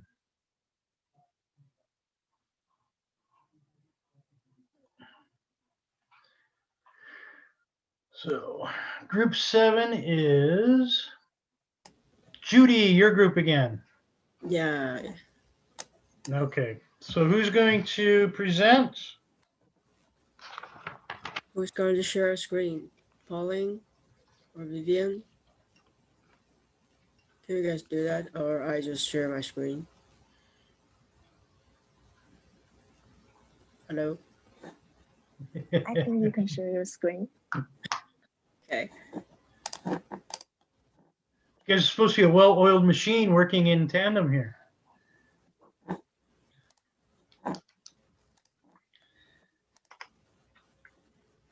Oh, wait a minute. Public beta. Okay, I think our slides may not be good as the previous one. Please don't mind. Okay, hi everyone. Okay, it's my screen. Yep. Okay, we are group 7 and our company is Quickie. And so let's do a little introduction for the company. Quickie is a private owned brand and is also owned by only one person company, which means that the owner, she make the product and sell it by herself on internet online shop platform. The brand is founded in 2014, but she really have a difficult time, so she is still struggling for the financial problem. And the product is handmade hats and the clothing accessories, just like the picture that I show you. This is her work, and that's her. She is also the only model who showed the products. How we meet owner Kay Chan. She is the founder and owner, and she is my undergraduate schoolmates. We met in the school clubs. She's kind of the person who only just do things by kind of impulse and just follow her dreams. She's majored in psychology, but she gave it up and turned to pursue the fashion design by herself. The name of the Quickie, according to her, is the combination of lucky and questioning. About the reason, according to her, she said she actually has some mental illness about the self-identity. So she feels she's lucky so that she can actually finding herself during the process of making this all creative. So that's how the brand names comes out. And the industry information is about that in Taiwan, we have a kind of like the culture creative industry, which is called CCI. It's supported by the governments to encourage people to make their own to build up their own brain, but you don't have to be really professional. The government will set the kind of like the yearly marketing or market or the kind of like the exhibition so that you can just sell your product during that time. We found that the similar SIC code is the pure and accessory, but the mainly kind of like the mainly elements in this industry is kind of design, purchase, and sell on there. So it's mainly about the design and showing you're creative. So the product is all about the unique and special, handmade, but because of it's handmade, it's all made by herself, Kate by Kate herself. So the product is really limited. This also one of the problem. Okay, this part, can we have Pauline? For Quickie's financial and operational issues, the company's main challenge is that its funds and productivity are not stable and sustaining. So for the fund seeking, the company could either seek for small and medium enterprise loans and subsidies that is issued from the government or local program for entrepreneurship, such as collaboration with college internship. Besides, angel or seed funding and partnership are also common for startup business to utilize. And next slide, please. Second, the firm should always separate the record of the transaction of a business and its owners, especially for sole proprietorship. Like if not separate the records, the owner may purchase like personal possession, but wrongly record in the book of business and therefore makes the affairs of the owners and the business mixed. Furthermore, the concept is practical for assessing the real profitability and the financial position of the company. Next slide, please. The last one is that Quickie should use the cost allocation, including like direct labor, direct material, and a few manufacturing overheads. The common issue in a small business is that the owner neglects to include his or her like own working hours in the labor contributions, like which will mislead the overall cost and further overestimated the net profit. So now we're talking about Quickie's position. Quickie has set out their differentiation as unique, easily identifiable, and customized to attract consumers who are seeking for vintage European style hats and accessory. The company distributes it through their own online store and apply the word of mouth strategy to reach the overall brand penetration goals. Next, please. And Quickie also value customer feedback, and they also focus on customers' needs a lot. It provides the company a system for analyzing reviews and customer satisfaction. And based on their analyzation, Quickie has a high level of customer retention and consumer satisfaction. But the company finds it difficult to increase the percentage of first-time consumer, which is one of the challenges that the company is currently facing. Next, please. And that's the presentation we have so far. Thank you. Okay, thank you. So what problem are you going to solve?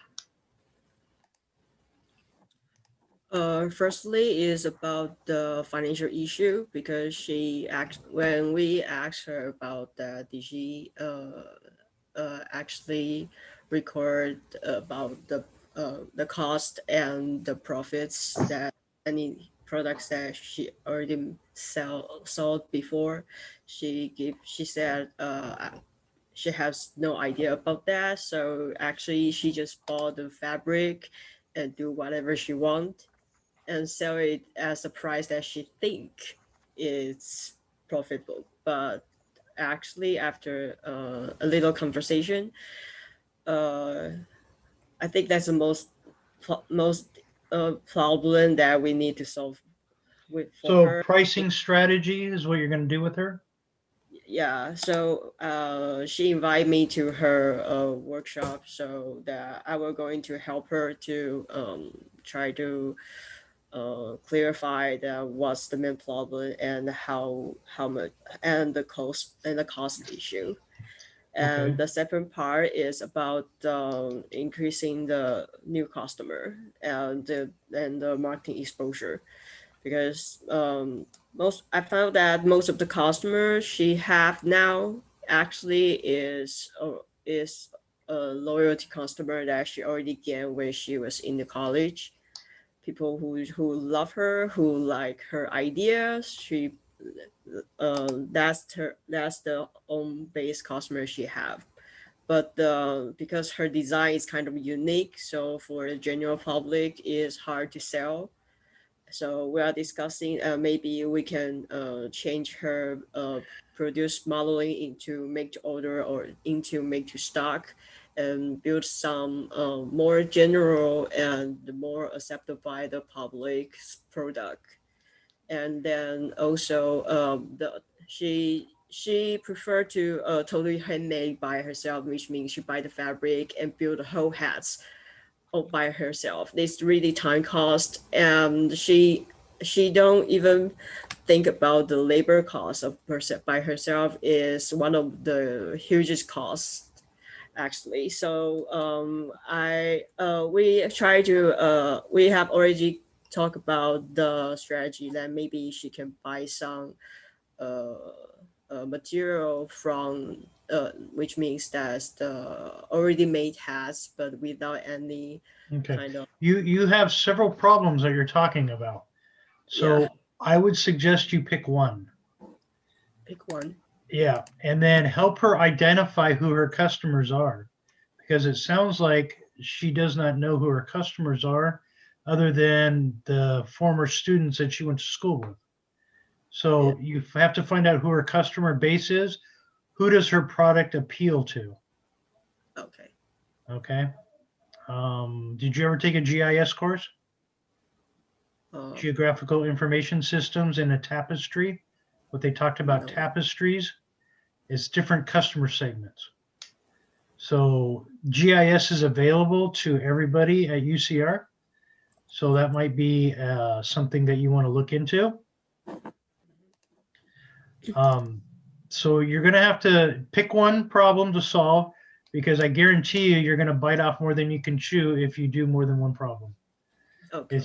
And then plus the fact, like I talked to, I forget the, Aziz, no, I forget his name, but he's going to do the sushi, the one that's a sushi bar. Yes. So he's going to help his customer with one problem and then turn around and charge him for doing other problems. So you can actually, turn around and, charge your friend a few dollars to actually help her out. Okay. If you want to. I mean, you don't have to. But yeah, you can, you can make this into, a part-time business. Okay, who has questions for Judy's group?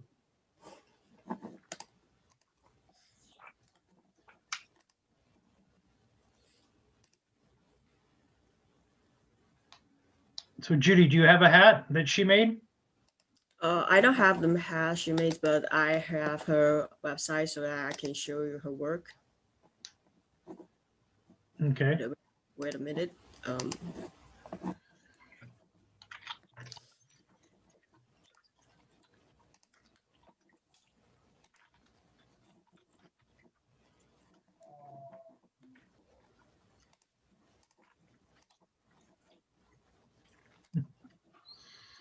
For the marketing channel, she already built a fan page on on Facebook, and also she has an Instagram for the brain.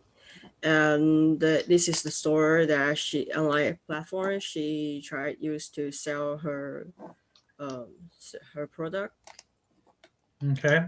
This is how many pieces that's already sells, and this is what she had now on stock. And this is how many people that is following her brain. Okay. So she definitely has a style, and she definitely has something that's a little bit different. Yeah. So you need to find out who her customer, who the customer base is that she appeals to. Yeah. I have talked to her, and she accepted to cooperate with me to build a customer survey. I think that would be the number one problem that you should concentrate, is helping her find a customer base. Yeah. And target that base. Yeah, and most of the customer that actually, almost about 90% of her customer who bought her product will give her the review on the Facebook. So I asked her to collect about the customer review to me, and also give try to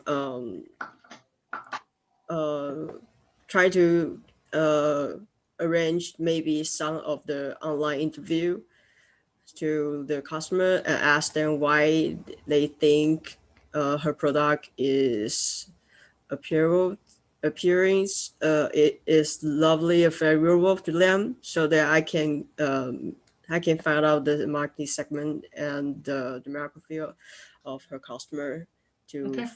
Yeah. All right, thank you. So the criticism, the critique. Overall, pretty good presentation, ladies. Thank you. You didn't go in too much depth of the industry. I wish you would have done a little bit more. Now, the SIC codes and the NICS codes, those apply to the United States and England only. All of the countries have different ways of categorizing their different industries. Judy showed us what they did in Taiwan. Thank you very much for that. But you didn't really go too far into the industry, the numbers, anything like that. Like what is her competition as far as number wise? You know, how big is the industry? Is it $1 billion industry for specialized accessories like hats and things that she makes like that? So you need to concentrate a little bit on that and what portion of that industry, you know, obviously she has 0.0000, you know, percent of that industry, but you need to get a whole perspective of what the whole industry is. Okay, I will dig in more deeply. Yeah, so more on the industry, and then that way you can actually do a bigger evaluation of what she needs to do and how she needs to do it. Okay. Okay, so is it feasible and practical? I think you're going to try and take on more than what you can handle. So concentrate just on one thing. Slides were pretty good. So, and your pictures were nice. And it pretty much kept my attention the whole time. I'm not asleep yet, and it's like an hour past my bedtime. So, all right. Thank you. Who else would like to make a comment? Praise? Round of applause.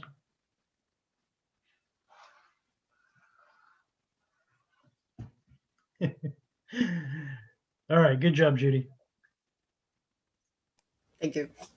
All right, and the other ladies, Yu Chan, Pauline, and Wei Teng. All right. Thank you.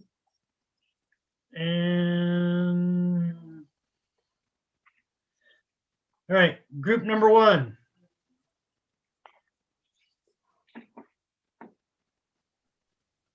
Let's hear about some wine. All right. Aaron, do you want to share the screen or do you want me to do it? Sure, I can share the screen. Too excited. Do some screen sharing. This. This.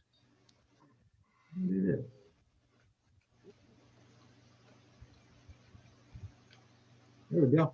Back up top. And that. Go. Okay, so we're group one. So my name is Jorge, and our group is Bernard, Camille, Tamzid, Aaron, and Dennis. And we're going to be consulting for Vendemmia Winery. Next slide. So we wanted to give a little bit of details about the wine industry. So how big is the global wine industry? So in 2019, there were over $364.25 billion in sales. Next slide. For the US wine industry, over $61 billion in sales in 2017. Next slide. For the California wine industry, over $43 billion in revenue in 2019. Next slide. And for the Temecula Valley wine industry, over $99 million in revenue for 2018. Next slide. So year-over-year growth. So if you can see from 2016 to 17, it took a little bit of a small dip. But from 17 to 18, there was over $35 million increase in sales. So a 54% increase in sales for the wine industry. Next slide. So some basic information and introduction about Vendemmia Winery. So it was founded in 2004 by David Bradley and his wife, Gail. So on average per year, they produce about 1,800 cases of wine using grapes from local vineyards from Temecula Valley and from estate vineyards.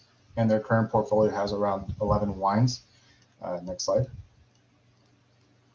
So for the competition, consumers ask which wine country to go to. There's a lot of competition because it's not only Temecula Valley. There's for LA, there's Olivos, Santa Barbara, Santa Ynez, Malibu, Paso Robles, San Luis Obispo. Obviously, the more popular ones like Napa Valley. And on top of that, there's local competitions within the Temecula Valley wine country. As Aaron mentioned earlier, there's about 50 wineries competing against Vendemmia. There's a lot of places where consumers can go to, so it's kind of difficult to really set yourself as a competitor. Next slide.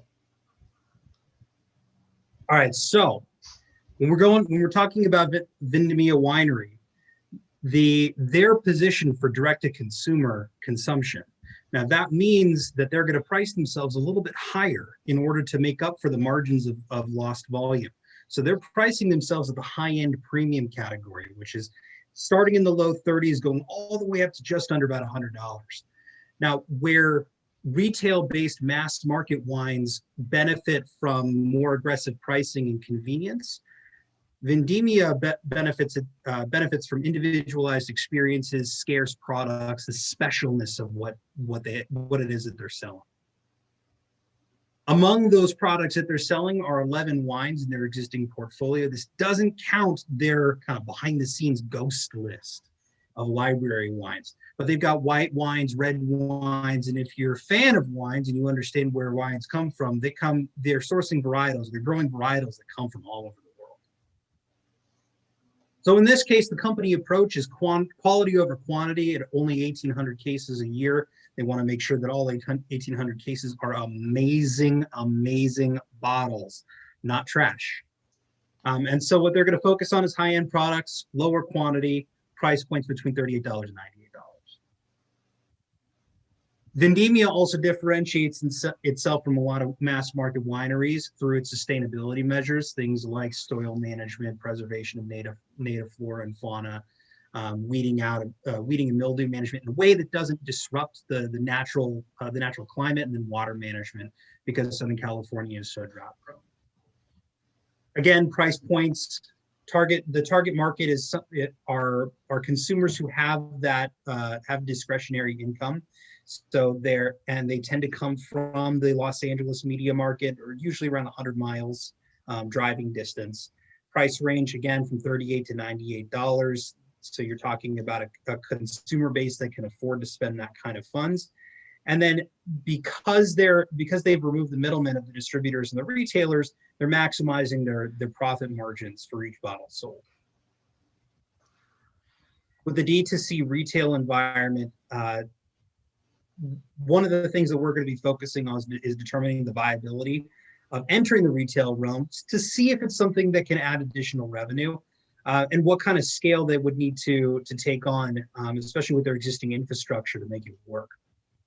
We're also going to look at the individualized experience and what kind of individualized experiences they would need to, Vendimia would need to build upon in order to differentiate themselves from that mass market retail that is taking advantage of convenience and competitive pricing. And then obviously the potential impact on their loyal consumer base and what that will look like. And then one of the more significant factors is what is the impact that COVID had on the direct-to-consumer wine space. Whereas with mass market retail, with everyone quarantining, retail alcoholic beverage sales actually increased in 2020. They saw a boom, but direct-to-consumer took a big hit. So now that the economy is starting to open back up, what we're going to want to take a look at is how the rebuilding can make up for the losses in 2020, and what kind of sustainable strategies they can implement in order to grow back to where they were through 2019. And that is our presentation. Any questions? Short and distinct. I like it. So did they give you a problem to work on? Not yet. Okay. We haven't met with the CEO yet. Good deal. So I'm expecting at least one bottle of wine out of this deal. I suppose. What kind of wine do you like? I like the Pinot Noirs, actually. The Willamette Valley Pinot Noirs are really nice. They produce a brand called Guy Lemon. It's an expansion brand that the owner has been working on. He's sourcing grapes from the Central Valley, so he makes a good Pinot Noir out of those grapes. Yeah, good deal. All right. Pretty good on the industry. You gave all the numbers, which was good. Didn't give a SIC code or NICS code, but that's all right. Could have gotten a little bit more in depth on the industry, but you kept it short and sweet, so that's good. Presentation style was good. Slides were a little boring, but they did the job. And you're taking my example. Don't do what I do. Don't make boring slides. We're focusing on Pachachka. The cha-cha, I know. Usually it's like one picture. on the Vachachka, and it's like one picture, and then you talk like, on that subject. All right. Who else would like to add to this?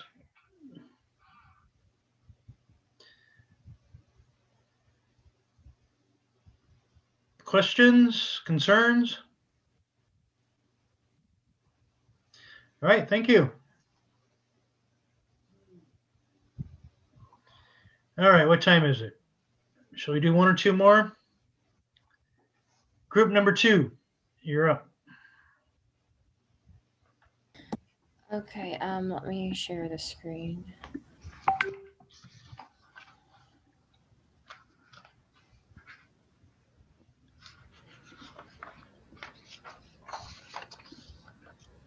Can you guys see it? Mm-hmm. Okay, so just to let you guys know, we haven't met the owner before we submit the slide. So it's just going to be like the industry report and the brief introduction of the company. That's good. Okay, so this is like the content of what we're going to talk about today. And so it's basically the retail industry. And since it has like online and offline, so we're talking it both to kind of let you guys know. And for the online retail, it can be referred as e-commerce or internet shopping, electronic shopping. And it's when they're buying goods or services directly from the seller through the internet using web browser. And since the pandemic happened, according to the US Commercial Department, the online retail sales in 2020 actually increased 44% over the year. It's because like online stores allow owners to reach a larger and more geographically diverse through online, since like people can't really, stores were shut down and people can't really go to like the physical stores. A lot of physical stores shift their sales to online. And for offline retail, it's a more brick and mortar stores that provide in-person experiences. And although there are many offline retails moved to online, there's still like a lot of portion of retail stores that's happening offline, since offline has some advantages of more privacy and like the more time efficiency for shopping. Like you get your item right after you shop there. And this after the pandemic happened, it actually left the offline retailers facing challenges like cash flow or supply chain or labor force, etc. So about the company's background, the company is called Sunlight and it is located in San Gabriel. It's a family-owned wholesale company that was initially starting its music instrument retailer. And for now, it has extensive product, partnering with Aldi and Rossmann, Target, Walmart, Costco. And for right now, it has developed its own brand. It has Katiga, like the office supplements, and Sunlight Sports, which we are going to mainly work at.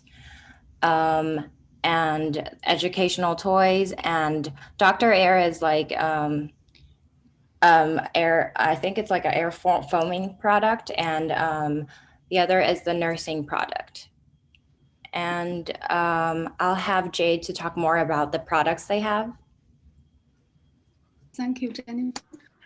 So the first product is Katiga. So the product offers includes a standard calculator, graphing calculator, and scientific calculator. So the highlight of the product is the stylish and the colorful office calculator. So you can see these pictures, the calculator is very with different colors. And then the price is very affordable, range from $9 to $35. And the slogan for Katiga is "Color Up Your Workday." And then the next slide, please.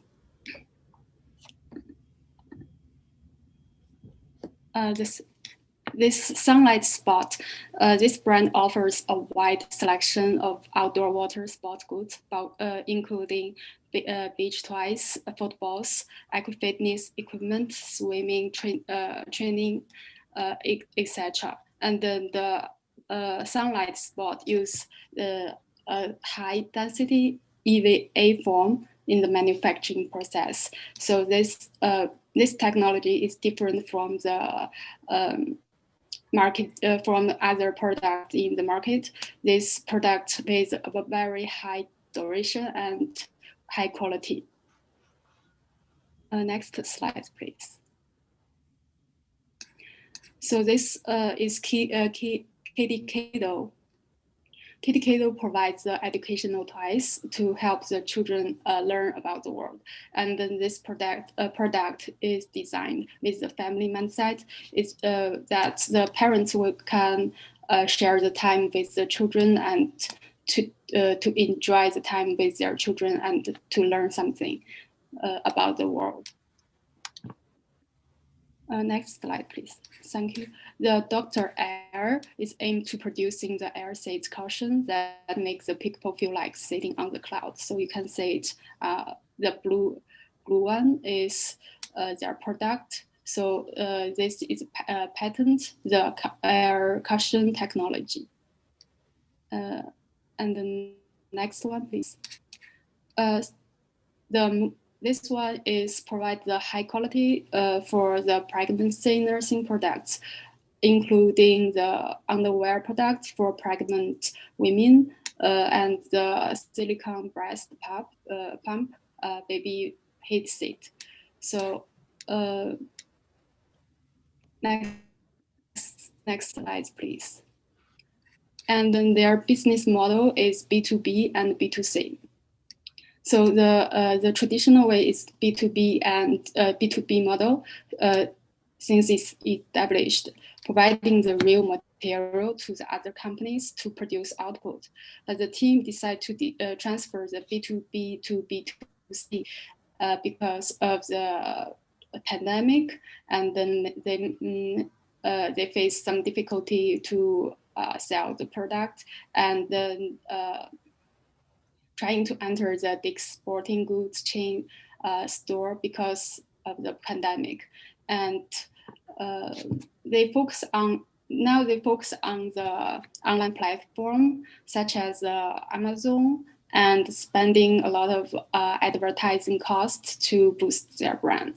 So the goal of B2C delivers greater profit margin and the strengths to establish the way their product interact with the customer directly with a broader potential customers from the online.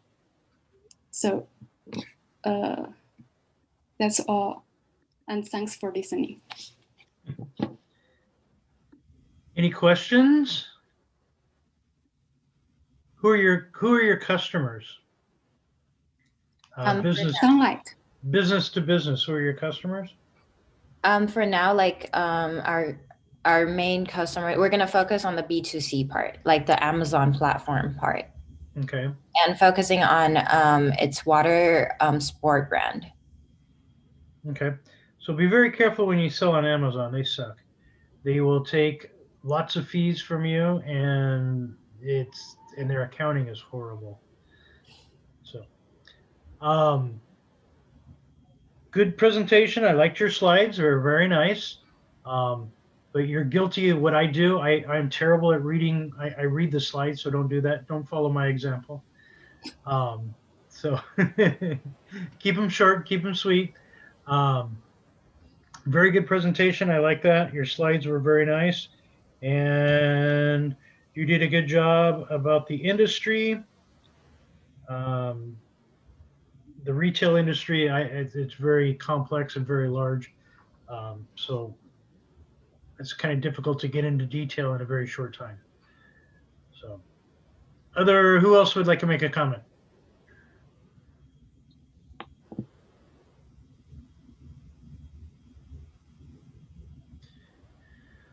Looks like you're off the hook. Thank you. Thank you, everyone. All right, so we got time for maybe one or two more. All right.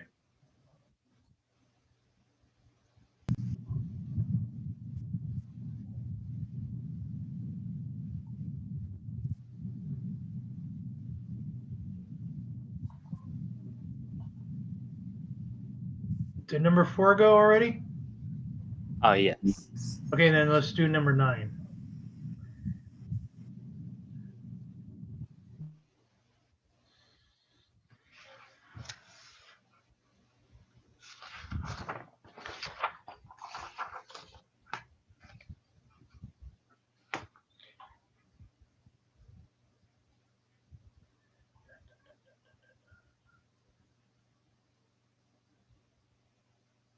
Wei Heng Zhang? Did I say that right?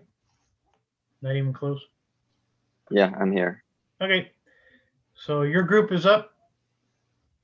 Okay, and my group member will be share the screen.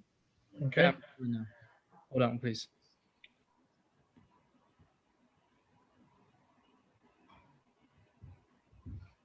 Cool. Okay. So our group will talk about the LinkedIn. LinkedIn is the world's largest performance. No man, this is our group member. We have 6 people in here. And the next page, please. Yeah, and right now I will talk about something about the LinkedIn. The LinkedIn is the world's largest the professional security. Sorry, the professional social networking site, and they have like 270 million registered user, and about like 400 companies use the LinkedIn service. And they have like 90% of the total 100 companies and 50 million users in China have used the LinkedIn service. Next page, please. And right now, before the LinkedIn is maybe think about people can find a job in there and people look some job in there. But right now, the LinkedIn is not a simple job set, but it is the multimedia platform. People can use that to communicate with the people you want to know, or some people in the company you like. Just the same like the social. It's not just like you come here for a job. It's like for the community and like your relationship or something. Next page, please. And I will talk about why we choose the LinkedIn China, because the LinkedIn right now is the, like I say, it's the very big place, workplace social networking, and their core is very interesting for us. It's like the workplace plus social. I think these two things can connect very smoothly. And the LinkedIn also have a large share of the global workplace social market, and they extend to China at 2014, because I think that is very fit for the environment right now, because the COVID, a lot of people lose their job. So this the platform is very interesting. I mean, they will have a very good like the development. So that in the future we will talk about some development strategy the LinkedIn in China, from the outside strategy, also for the inside organization thing. Next page, please.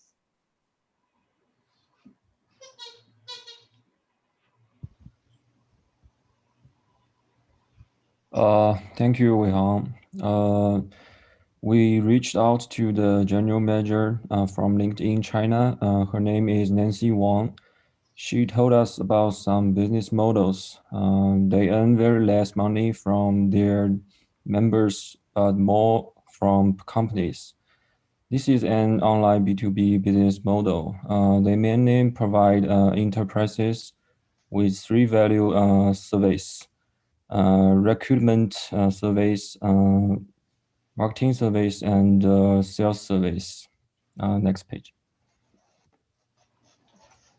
There are still some challenges. The coronavirus have brought new pressures to the job market in China and even the world. Those companies that are difficult to maintain or resume operations have to cut salaries and lay off employees. LinkedIn plans to cut 6% in 2020. In next year, LinkedIn will get more cautious at reviewing customers whose business are largely influenced by macroeconomy. LinkedIn's many competitors are in China, major recruitment platforms, for example, 51job and Zhilian recruitment. In the talent market, LinkedIn does not have a high share in China. Next page.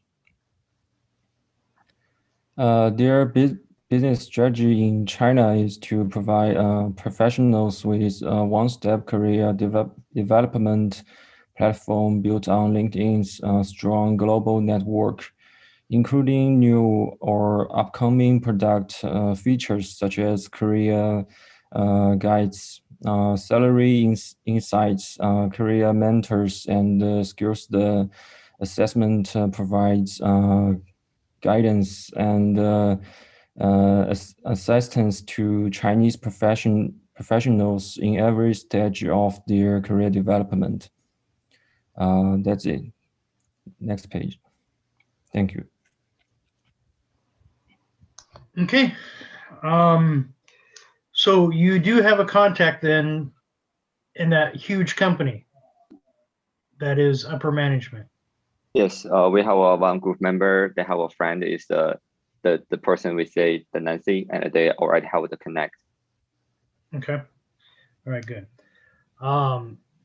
Do you have a problem to solve for them yet? I think the problem is it's supposed to have like a better development between during the COVID, but during that time they have a plan to like fire like 6% of their employee.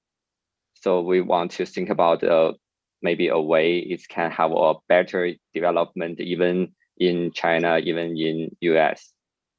Okay. Who has some questions for them?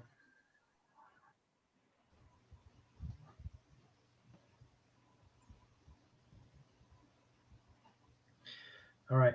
I would have liked to see a little bit more about the industry, some dollar amounts and social, on the social media aspect of it. What other competitors do they have in China? They have a competitor like 51job, Zhilian recruitment, and this company has the larger market share in talent market. So we think about how to effectively penetrate the domestic talent market and get user growth, and find a way to monetization of users in other challenge way. So this is another challenge they face. Okay. I do have a question. Go ahead. Yes. LinkedIn, the last time I looked, is an American-based company. Am I right? Take your slides down. Did you hear me? Do you hear me? Sorry, it's difficult to hear your voice. Let me see. Okay. LinkedIn is an American company. Am I right? Chinese company. It's a US-based company. So when you say that LinkedIn China, what exactly are you talking about? That's one question. The second question. We'll talk about. Can I finish, please? Just a second. I appreciate it. The second question is, what's the impact of China-US relationship on this company? Is it comparable to the relationship between Zoom and American-based agencies? I'm talking about, what's the impact of international politics, that you perceive, if there is any at all in LinkedIn, China. See, I'm a political scientist by training, and so those are the kind of things I'm interested in when issues like this arise.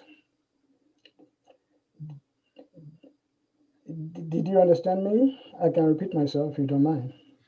Is LinkedIn going to be a Chinese company like Toyota America is an American company? LinkedIn is a US-based company. Okay, I know but it's a they US-based extend company. to China.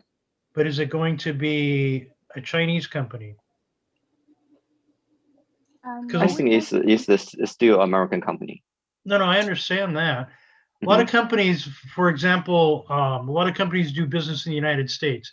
Canon USA, Toyota Americas, Nissan Americas, all these companies are Japanese companies or foreign companies. Even China does this. They'll have a division that's totally USA division. So in essence, it's a United States company. Is LinkedIn going to do that with China? Do you know? Yeah, I think that LinkedIn China is kind of linking American subsidiary in China in this area. Okay. So yeah, so for the regulation, and the rules and policy, I think the LinkedIn China will mainly focus on Chinese regulation. I think. Okay. Because China and the US, they have a totally different government, the style. So maybe they will use two types of regulation. Okay. So where's the translate button in the chat box? Just teasing. All right. I heard what Jack was saying, so I try to rephrase it. All right. I think that we're going to wrap that up for tonight. Other questions, concerns? What do we got going on? I have Zoom drop-in hours at 10 o'clock tonight if you want to stop by and ask me any questions or just say hi. So other than that, you guys are free to go. Thank you very much, everyone.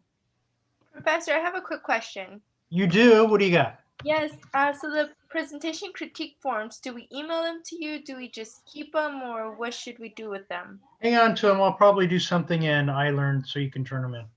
Okay, thank you. All right. Thank you. Well, everybody has an A, right? So far. I mean, I just take points off for not doing work, right? Isn't that how that works? Yeah. Yeah. Yes. You had a question? Yes, I have a question. So we have to submit main forms to each group to upload to the iLearn. Just hang on to them. Hang on to them, and I'll. Well, I have them on Word format, so you can upload those. Yeah, so we need to do that for each group, right? Yes, for each group that we did. So okay, you guys got to give more feedback. Come on. You got to be cruel. All right. Everybody did a good job on presentations. Thank you very much. I appreciate that. Just kind of jazz up your slides a little bit. Put some nice pictures in there. The balloon picture was good. I like that hot air balloon.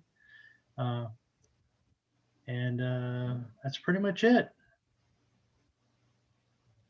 All right, everyone. Thank you. Have a good night. We'll see you next week. Thank you, Professor. Thanks, Professor. Thank you, Professor. Thank you, Professor. Thank you, everyone. Thank you, Thank you. Professor.